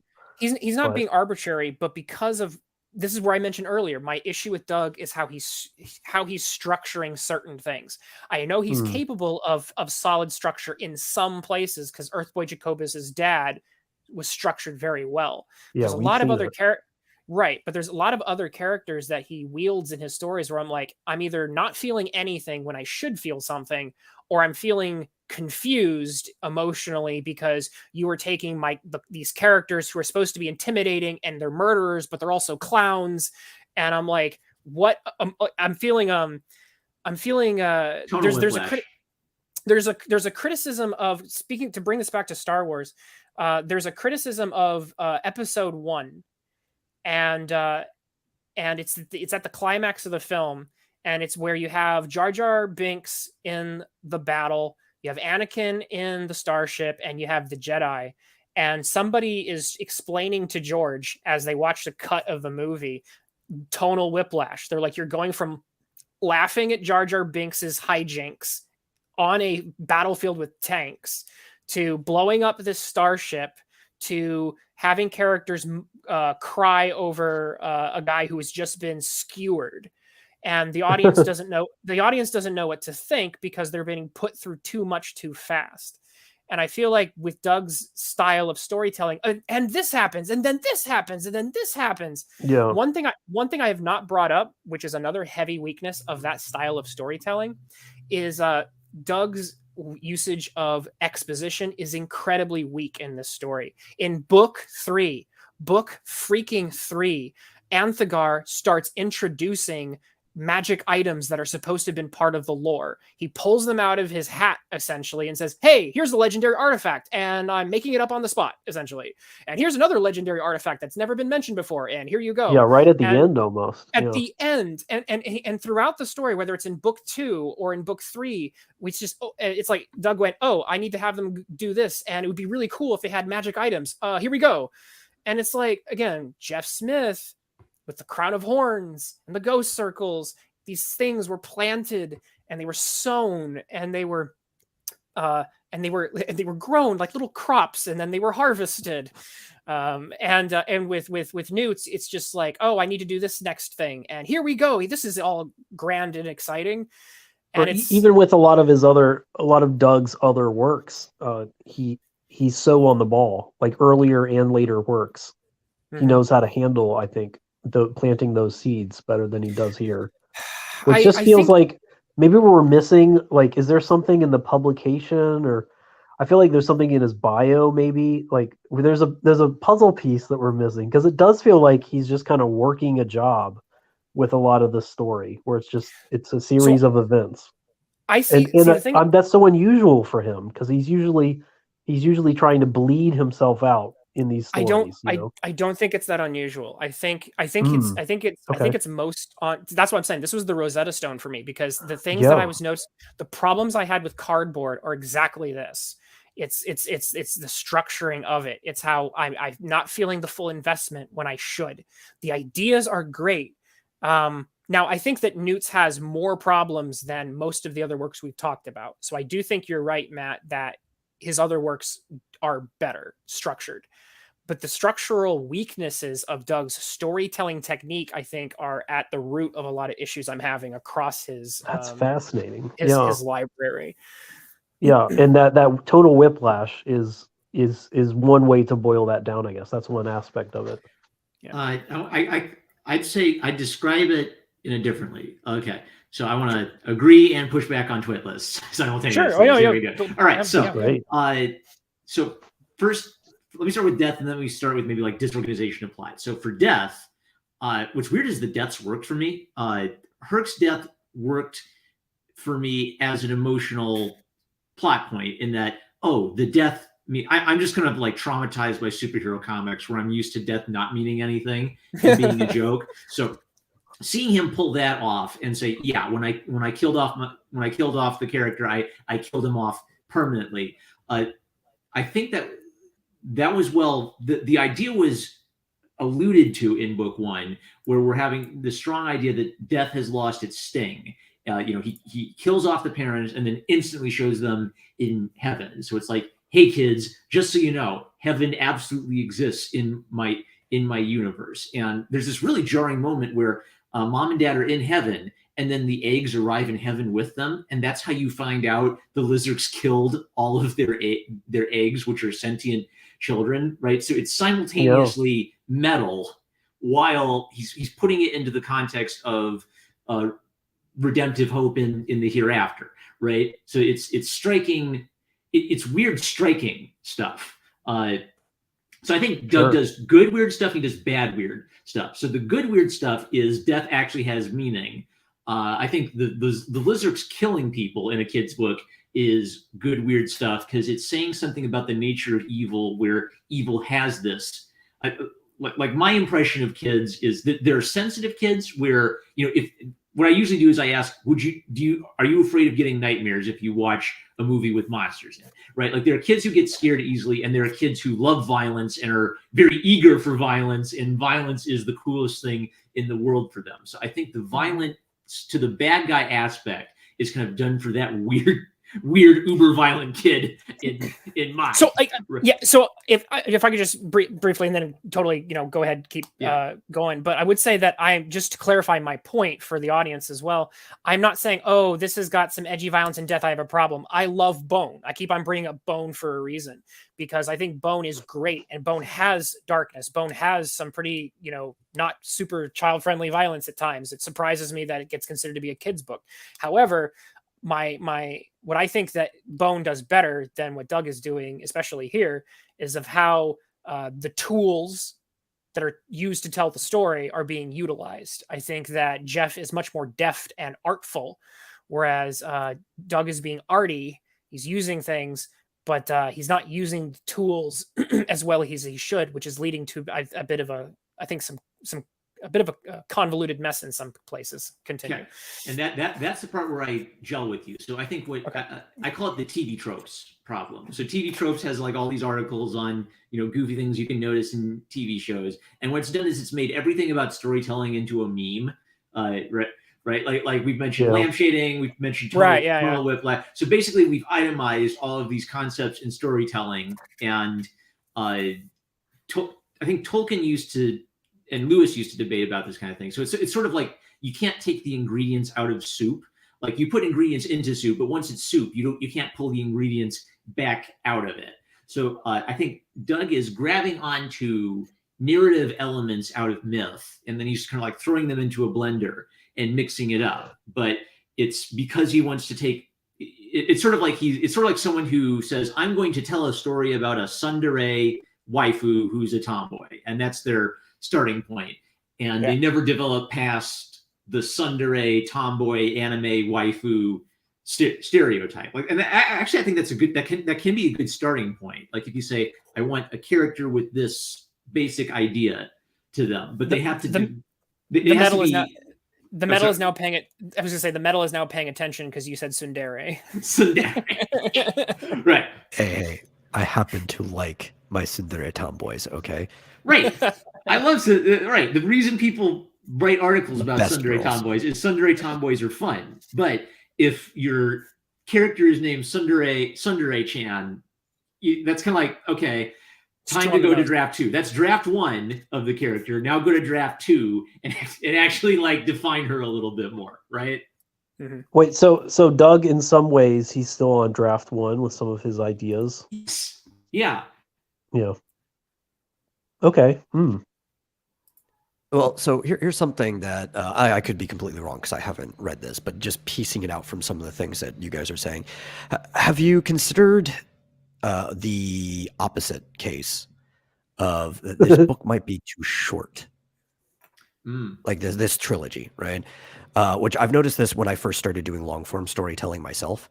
And this is one of his few longer stories, as you were saying, right? Like this might be the only time that he's really done this. He usually does like one-offs, more like episodic things. When I was doing long form storytelling, I realized I had a lot of ideas, right? Like for this long story, and a lot of things I want to get into this story when I'm doing it. And you don't realize how long a story can be when you're writing it, right?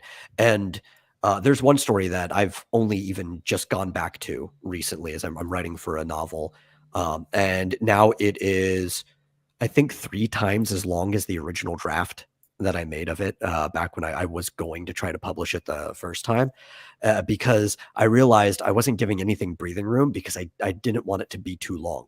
right? And everything was just fast, and there's a lot of things that weren't landing because it was just back to back. And I still wanted to get all these ideas out. So every single time that I kept rewriting it, it kept getting longer, not because I was shoving more ideas in there, but I was giving my ideas time to breathe and develop better. Okay, I want to Metal, can you define ideas? Like, what do you mean? Like things you want to see, or themes? Well, it's everything, right? Like when you have an idea, let's just say from like the novel side of things, right? Because if you're making a big trilogy, this is more like a novel than like a normal issue of a comic book or something like that. You do have themes that you want to play out over a long period of time, but there's also smaller structures that can build into themes.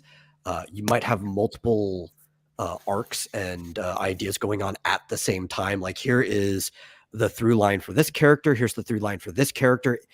This character's through line is going to start here and end before this other one's, but they're going to overlap. I want to have a theme of justice going on here. I want to have a theme of like freedom going on here, and so on and so forth. Like you just get bombarded with ideas because you realize how much space you have, but you don't really realize how much space you could have. Have you, Yeah, that's a good question. Maxie, have you read X Dynamis Chaos yet? No. Okay, pick it up because it's interesting because I sort of see the Metals work in the Metals question. So in X Dynamis Chaos, we keep getting it's sort of like we've been dumped into the middle of these characters' lives, and they've had long careers before we meet them, and they keep referencing, odd events and odd adventures they've had. And so the effect cumulatively is, by the first adventure, you realize that this is a completely massive and crazy world. And it's almost like for comedic effect, the Metal keeps building and building and adding to it. So the Metal basically deliberately brings in giant idea after giant idea after giant idea. And I think Andrew Clavin has had the line where when you add a giant idea to a story, you kind of have to, you pay for it later, because that means you're adding a concept or a concrete point of the universe. And so, like, for example, Lost has all of these complex, really weird, convoluted points jumping around. And mystery kind of like boxes. They're all friggin' mystery boxes, yeah. And the guys who wrote the mystery boxes didn't know what the answer to the mystery box was. So for Doug, actually, I think, Matt C., you mentioned something about this earlier. Like, could a kid follow this? And what I thought was a kid would love, all of the goofy, messy WWE stuff, but the plot dumps are dull. Like, I want to see the Civil War between the Nnewts and see the, epic battles of Nnewts fighting each other. I don't want to hear 2 paragraphs of lore dump of, oh yeah, we had the Civil War and it was bad, but stretched out for 2 pages. And that's the only setup we get later for when we learn that the Nnewts basically sinned by coming out of the water and building on like big thematic religious ideas just referenced quickly. That touches on, I think, to answer the Metals question, I think, again, this goes back to the problem, not to re-ring that bell or beat that horse again. I think this is a structural issue, because we have like about 600 pages worth of material. 600 pages is a lot of pages, depending on how not really. Let me finish. 600 pages is a lot of pages, depending on how you are spending them. 600 pages of Hergé is a lot of storytelling, because of how Hergé in Tintin is spending that, and how he's balancing exposition versus action scene versus scene. Yeah, setting, usually right? an entire scene is just one full page or something. But yeah, so depending on how he's spending. Now, if you are more in the sort of manga scene and it's a like Gantz, where like a single chapter is like 5 seconds of an action scene, essentially. 600 pages is not a lot because of how the action is being spent so heavily on action. And here's the thing, I've mentioned this before. Doug is and again, thank you, Metal, for asking this question, because I think this is useful for not only you, but our audience. One thing that I think we can all agree on, Doug is a heavily cinematic, sequential art storyteller. He's very much he thinks in storyboards, I think. because he's worked in animation, he's worked in video games, he's worked in essentially, and so the way he's talked about comics as movies in my mind, and so when he is drawing and making stories, he's not doing it in the same vein that a like Chris Claremont from the X-Men may be writing, or Alan Moore. Like I said, reading 600 pages of Alan Moore will take you a long time. Reading From Hell takes a chunk of time because of how much text Alan Moore is weaving into the scenes that he's doing. What's weird, Jeff Smith has an interesting balance because there's quite a bit of action and storytelling going on. There's also a fair bit of text. As you can see on this page right here, this spread, there's not a lot of text. 2 pages, and you burn through it pretty fast. So to answer your question, Metal, 600 pages for Doug is not a lot. I completely agree. But that ties into some of so to answer your question, does he need more space? I think that the answer to that would be yes and no. He either A, needs more space for the story he is telling, or he needs to redistribute how he is spending his budget on the current 600 pages that he has. So that's really well looking said. at these panels, right? And how cinematic they are in that way. They remind me of manga pages, because like your average manga page only has anywhere between like 4 to 5 panels on it, right? Like sometimes you might have less, sometimes you might have up to like 9, but like on average you're only going to have 4 to 5 panels on a page, and maybe there's a lot of dialogue on those panels, maybe not. You might have like go on Twitter 500 right now, words per chapter. Metal, do an experiment for you. Go on Twitter right now at Doug and tell him that you find his storytelling to be like manga. He will love you for it. I'm just saying, like the pacing of the page is about the same, though. I agree. I don't know. These Doug's and Apple books sure seem to have a lot of satanic characters in them. Yeah. Doug, Oh. You were saying, Matt?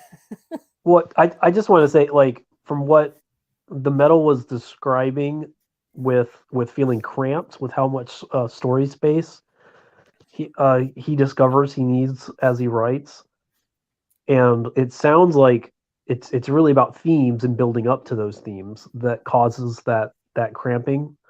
And I don't ever find I always find that Doug has a certain economy with the themes he wants to tell. Like I feel like there's a spark of an idea, and then he fleshes that out with a lot of. There's some goofy times. There's some stuff he probably came up the day before. There's things he's thought about for 20 years. There's like he just chunks in all this additional content that really felt super heavy across 3 stories when it just doesn't feel as heavy in one, because I get the thematic payoff. Like he's always got like 2 or 3 things he wants to do thematically in a story, with one being a dominant one, and I appreciate that about him. That's a strength. But I don't need this. There's so many characters you meet and then never see again, and I'm just so used to him not saying goodbye to characters that flippantly. That's another way of saying what we've already been saying in the past hour, is that there's just, whether they die off or you have these meaningful encounters and there's a bit of lore and then you never see him again. That's not something Doug typically Medium does. Also has that problem. A lot of manga. Oh, Yeah, especially like Naruto, right? Like a lot of them have what they call a character problem, where they just introduce way too many characters and then do nothing Bleach, with them. freaking Bleach. Yeah. Bleach, yeah. This is great. Let's keep comparing Doug Alex, Knaples' work to manga, yes, please. Yeah, he's gonna love the hell out of this. No, I was gonna say, speaking of characters, I loved Urch. I was really hoping to get more from Urch, and he gets dropped like a hot potato, and he gets a couple moments here and there, but early on I was really hoping for him to, if not be the main character, I wanted him to be a main supporting character. I really liked him. I liked his. Was that the soldier character? The hunter, yeah. Yeah, he was the hunter who got splashed with the evil goo. That 100% turns you evil, except it kind of not necessarily. We could go into the inconsistencies of some of those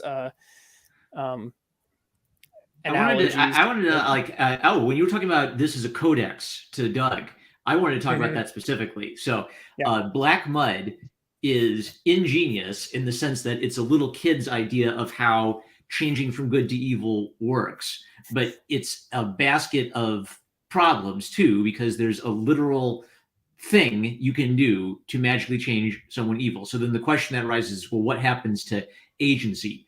Doug sort of addresses the question by having Urch wrestle with himself again in a brilliant little kid way. He has Urch having sock puppet debate between his good hand and his evil hand. You know, don't let your right hand know what your left hand is doing. If your left hand causes you to sin, cut it off, right? So there's this great mythic idea expressed in a cool cartoony way for kids where you can resist this evil temptation, but we never actually find out at heart what is the issue. So I guess in the we could go for another hour. Yeah, in the theology is do people choose to overcome sin themselves, or is it God who overcomes evil within us? One thing we haven't addressed, we could spend another hour on, is what the hell to make of the central ideas of the black mud, i.e. wink, wink, wink, sin and evil, versus beauty, the non-metaphor for the idea of beauty and God's goodness as beauty. That's that like kitchen sink feel, that vibe that is very Doug TenNapel. Yeah. Can I pull up Anthogard if I can find it? I want to pull up Anthogard's quote because Doug basically comes out and he says exactly what he wants to say on beauty. And the moral of the story essentially. Yeah, and what he has to say is beautiful. It's just on the nose. Where is it? Okay, and it's right before Anthogard goes into his heart. I think it's the kung fu. Yeah, it's the kung fu battle to liberate Herc. I had it. Okay, so before the kung fu battle. And I think it's before there it is. Don't mistake beauty for a mere visual aesthetic. See how it weaves. Page 119 of book 3. 119. Let me see if I can find it real fast. I am on page. See, the problem is that when you're dealing with Kindle, is that Kindle does locations and not pages. I wish we just freaking do pages. It's frustrating as all I absolutely hate that. Especially like I'll have a copy of my own novel on Kindle and I'll want to show somebody a page. And I'm like, God dang it, which location was that quote on? Go through the whole table of context. All right, so I am on page, you said 119? Yes. All right, hold on, I need to go forward a couple more. Because it's a good page. It's a very good page, and we should take a look at it. Because you're right. It's almost the central buildup of what. Yep. Is this? This is it. I'm close. This is it. This is it. So page 119. Don't mistake beauty for a mere visual aesthetic. See how it weaves through your memories of the good. Now we destroy the ugly. It's a great idea. Bluntly expressed, like a 5-year-old's gonna get it, right? The beauty isn't a pretty picture on the wall. The good, the true, and the beautiful are intricately connected with one another. Yes. Unfortunately, this takes away almost all of the metaphorical and allegorical significance because it's just things are what they stand for now. So this is why I love Harvey Pekar and his criticism of Mouse, because he kind of takes Art Spiegelman to the woodshed a bit when he says, the thing you're doing with the mice isn't nearly as clever as you think it is. Because if things are what they stand for, then there's no point to the metaphor. Because then the cats have every natural right to eat the mice.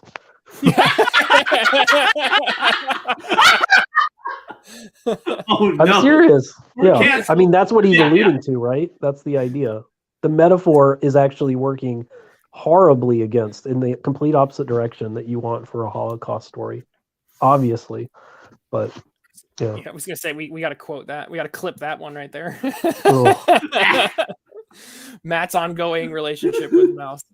That's why it ruined comics, because everyone said it's a Holocaust story, so it has to be amazing. But it doesn't have to be. It could be a poorly written one. But I can't believe you missed that the huge discussion we had about Mouse. It was so good. I know. I You think wanted- there was you some wanted to- IRL illness or something that kept me from, We'll revisit it. It's okay. Hmm. But yeah, no. So again, what I think because Doug's working with some interesting ideas, some good ideas, and there's a great quote someone said about Michael Moorcock once, and they said he's a bad writer with good ideas. I don't think Doug's a bad writer, but sometimes I think No. when they say like your appetite is bigger than your stomach, and I think Doug does that sometimes. I think his appetites are bigger than his stomach and ability to deliver on that, and that's very much on display in Nnewt's, in my opinion. Yeah. Yeah. And yet, like, it never feels. That's the thing that makes me wish we could ask him. Like, it never feels like he's just humdrumming to get to a particular point, but he needs to space it out so that he can make sure it's a 150-page entry in this trilogy or something. Like, which he will do in shorter books where he just, has a character sit down and do their homework for, 2 full pages or something. But this for some reason, this story feels faster, and yet there's so much more to it in terms of just content, and yet it doesn't do anything thematically. It's any bigger than his stories that take just 100 pages to do it. So I don't get why it feels so dense.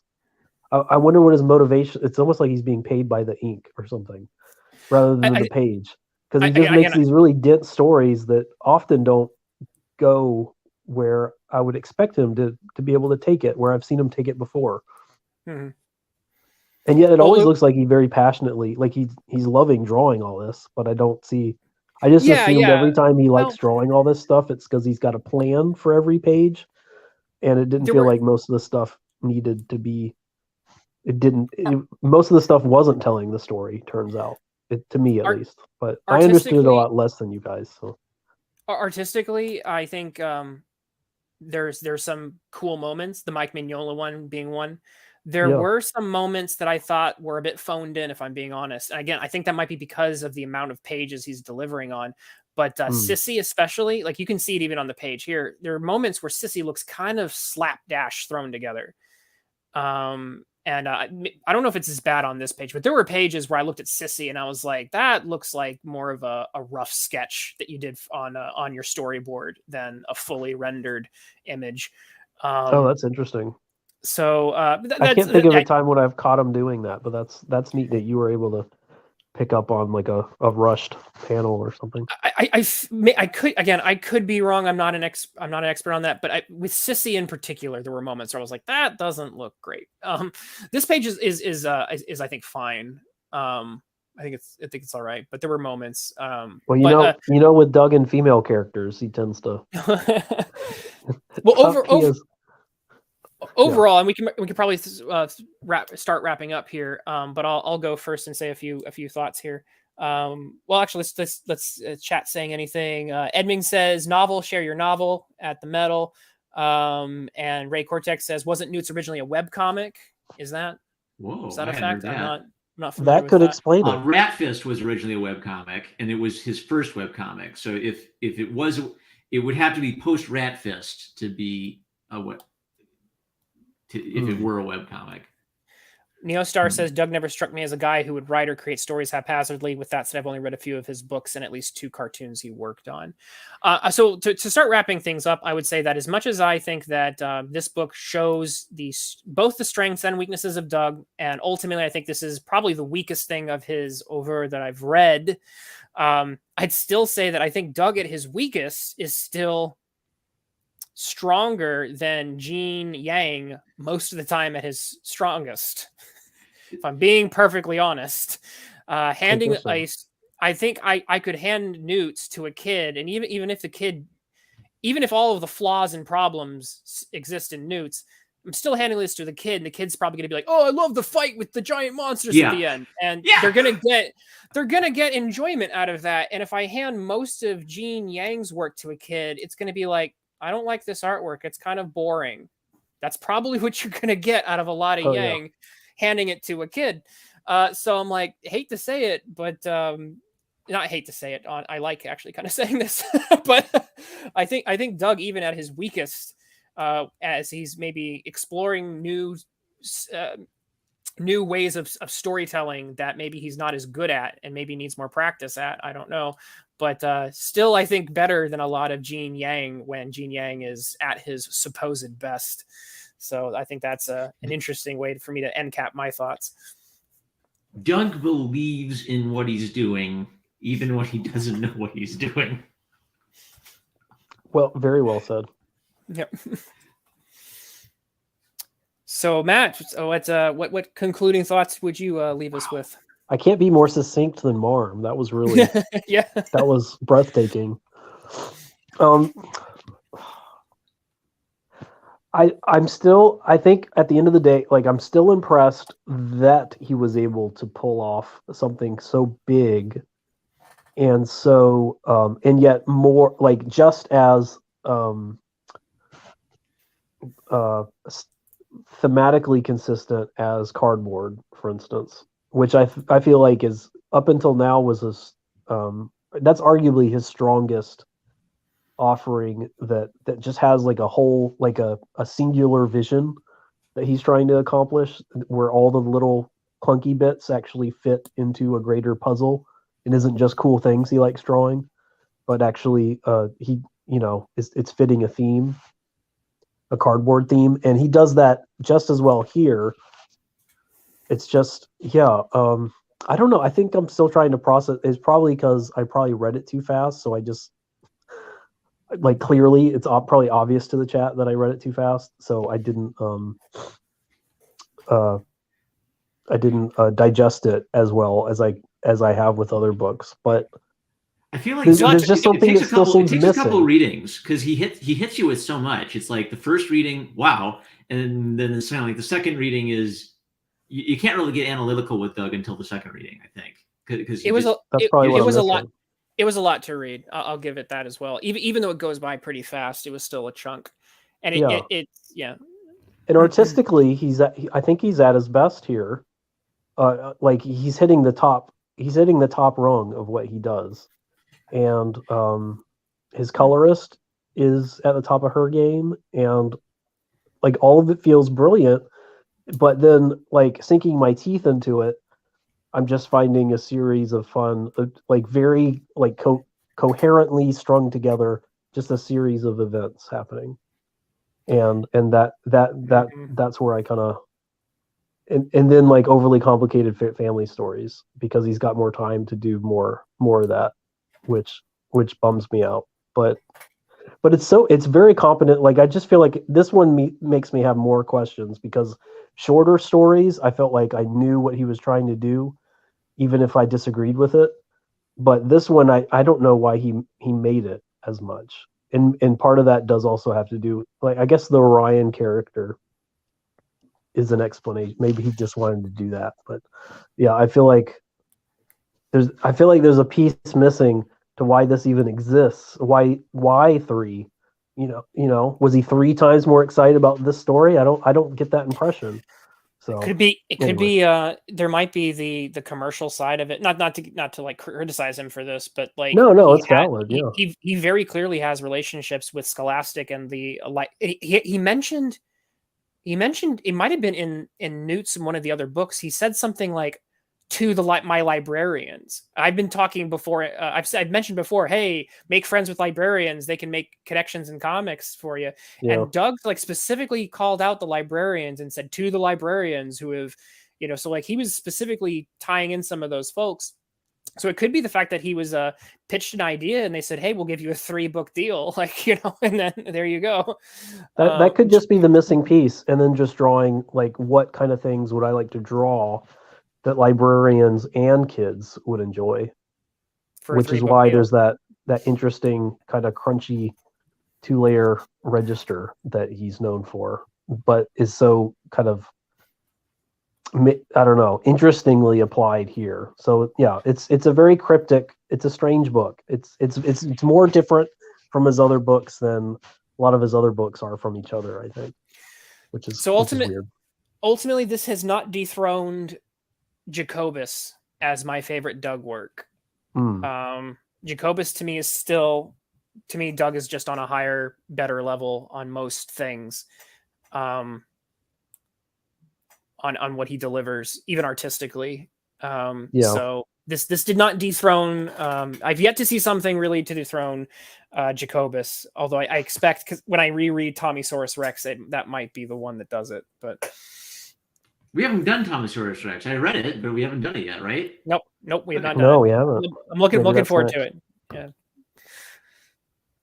But okay, thank you, chat, for being an excellent chat. Does anybody? Well, I know Matt C has got some stuff to share. Do you want to share screen? If I am for on my Curie- phone. so Oh, I'm okay. not If you give me a able to. second, I will pull it up.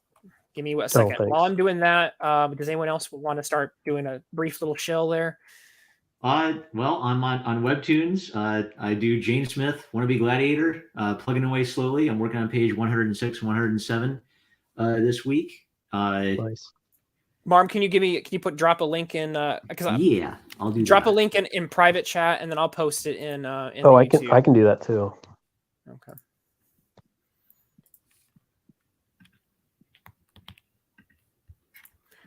Alrighty.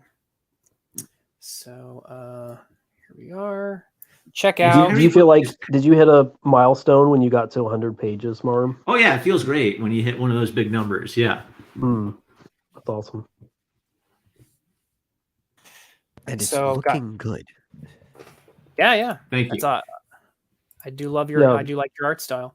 A lot of artists say that you really level up when you get to 100, and it's kind of neat to reflect from that high it feels point. like, yeah, but like what's weird is I look at the first 50 pages and like my art style isn't 100% transformed, but I can just see, oh yeah, I completely changed my thinking here. I improved something. I improved something there. Like I have successfully resisted the temptation to go back and redraw the first 50 Oh, pages. please never do. It's hard. Yeah. All right, so I've got Kyrie pulled up, or as Kyrie, as some people like to say. And if you have I got it. If you have 3 balls, apparently you should buy this book. Yeah, it takes 3 balls, because it takes 1 ball to invest in crowdfunding, not crowd selling, making something happen that literally couldn't exist without your support. It takes a second ball to invest in someone who doesn't have a YouTube channel, so is not who's actually giving you the honest truth and isn't just giving you the truth that Susan Wojcicki is letting you hear. And then it takes a third one to offer you something that's genuinely original and isn't just piggybacking on mainstream properties or something like this, or isn't being funded by commentary on mainstream properties. That's my edgy take on why this is only a rarefied few back these books, but I'm pretty sure everyone in this chat has the balls that it takes to back Kyrie 3. So plus we get to make you eat rotten fish sauce, right? So for those of you who are new to this, this story is not necessarily about balls. It is a historical fantasy, a very heavily researched historical fantasy set in Roman times, and you can tell things are amping up in book 3. So I'm very excited to see how that. Scroll down a little bit. I got some. Oh yeah. Yeah. So we're having fun. So it's So I'm trying to do like what you see with a lot of Doug's works, where you there's a overarching there's a flavor that I'm trying to capture, right? That's just as rich as a genre, but it's a genre with only one book in that genre, if that makes sense. I think that's what any artist, any writer, any creator, when they're at their very best, they make a genre of one. So that's kind of what I'm trying to do with this, where like every single page feels like you're living in a very particular world that is intricately defined and different. So, and Doug does that. I've learned a lot from Doug over the years, and that has been invested into Kyrie. So awesome. Let me see. Where's my favorite? No, you get to image. keep your balls. We just have to measure them at the door. The channel owner is sniping us from chat, which is an interesting experience. Hey, Matt. He's actually sitting there in the green room. He could hear everything we're saying. He just Oh, doesn't is he wanna in the come green He can room? move himself in if he wanted to. He has the That's power funny. to do that. Hey, buddy. But Yep. So we're having fun. If only we could get a chance to do this to roast Forces of Good and Evil while Matt Reese is in the chat. I know, right? That's Oh, exactly that would be great, that would be. We'll have to do that at some point. That'll be. Oh yeah, absolutely. So it's basically like My Hero Academia, right? Like he totally knocked it off. These kids are in high school with superpowers. The one that I think really pisses him off is, you know what? It reminds me of. I think he ripped off Sky High. I think that's what he was inspired by. I think he watched Sky High and then wrote a comic about it. That's the one I think that pisses him off. Oh, you know what? I think he read my comic, superschool.com. But definitely, Kyrie is in demand, so you can definitely still hop on and get not only the book, you can also get a catapult and some mixtapes and a really cool looking Sega Genesis looking box that I totally am responsible for. I'm taking all the credit for that. Although I think my only contribution is I said the one on the left. So, but I'll still take. And I was grateful for it. Yep. You should just follow Maxie's campaigns just for kooky ideas of bonuses for your indie comics crowdfund. He is definitely very inventive. It's like he's a garage sale going on or something like that. It often feels that way. So, Edming is Mad Love says you write Super Schooled. I write superschool.com, super with a K. Oh wow. Edming knows your work. Really? That would be interesting. He's one of our two readers. But yeah, I think your cohort. Yeah, he was in the chat earlier. Oh yeah. Cartoonicus was in the chat earlier. Yeah. But yeah, if you're interested in either superhero comics set in or superhero webcomic for free, you can check out superschool.com, a superhero comedy we write a weekly, or you can check out The Adventures of Omega Girl, my more traditional superhero storytelling adventure. Got more of that coming soon, just having a blast. So, okay, so I think that's enough shilling there. Thank you, chat. Oh, yeah. Oh, okay. Well, go ahead. Yeah, please. Well, I've been taking my comic X Dynamis Chaos and I've been turning him into YouTube shorts. I left the link to the YouTube channel in the chat. If people want to subscribe, you could drop it in. And they're pretty fun. People seem to like it though. Like randomly, some of them just have over 1,000 views for like no reason. But you should check them out. They're dubbed by the characters they're based on, like the actual people the characters are based on. So it feels really authentic hearing the voices that would have come out of those people's mouths. So I think it's fun. Oh wow, cool. Can you drop the link in the chat to your channel? I dropped it in the private chat to the channel. Oh cool. Yeah. Hold on one second. Awesome. Yeah, I see that. Do we not have you? Do you not have a wrench here? I do not. Oh, that we need to fix that. Reese, we need to give Metal a wrench. I don't think I can do it. No, I think you have to be a channel owner to do that. Yeah. We will fix that in the chat. We'll get that fixed for you. All right, so there you go. Yeah. There's Metal's channel. We gotta get you a wrench. Ray Cortex says, when are we getting the Jungian interpretation of Nnewt? We can do that next week. No, I kid. I think next week Herc is frustrated because on the one hand, he lives in Newtopolis, but on the other hand, he's a Chinese immigrant. Oh gosh, no! There we go. The Yang Doug Maple crossover. Wait a minute! You know, I've read this story 6 times before. I would love to ask Doug what he thinks about Yang. I wonder what he would say. What he would say about his work. I have a theory. I have a theory that Doug only has critiques for people who he thinks are lesser than him or smaller than him. He actually, I've never heard him critique anyone who's at his professional level or above. Wait. So I don't think he'd have anything other than Okay, I'll drop some soaring lore. praise. I'll drop some lore about my comic. I'm gonna forgive Yang a lot because he actually gave me the idea to have a Christianized Song Wukong as a character, right? He kind of like started me down a journey of let's capture all of the pagan myths and let's make all the pagan myths Christian. Let's do it. That's awesome. Okay, well, I guess we'll forgive all of his sins then. All right. So 100%. Well, that's what Jesus does, right?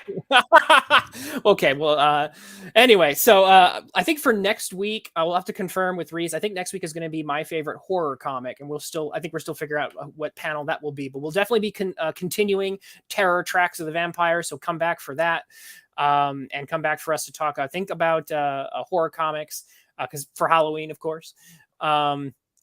So stay tuned and check all of these wonderful creations by all our wonderful panelists. Thank you, chat, for being an awesome chat. Thank you, panelists. Thank you, Metal, for being such an awesome producer today. Thank you, Matt C. Thank you, Marm. Great talk. Mm-hmm.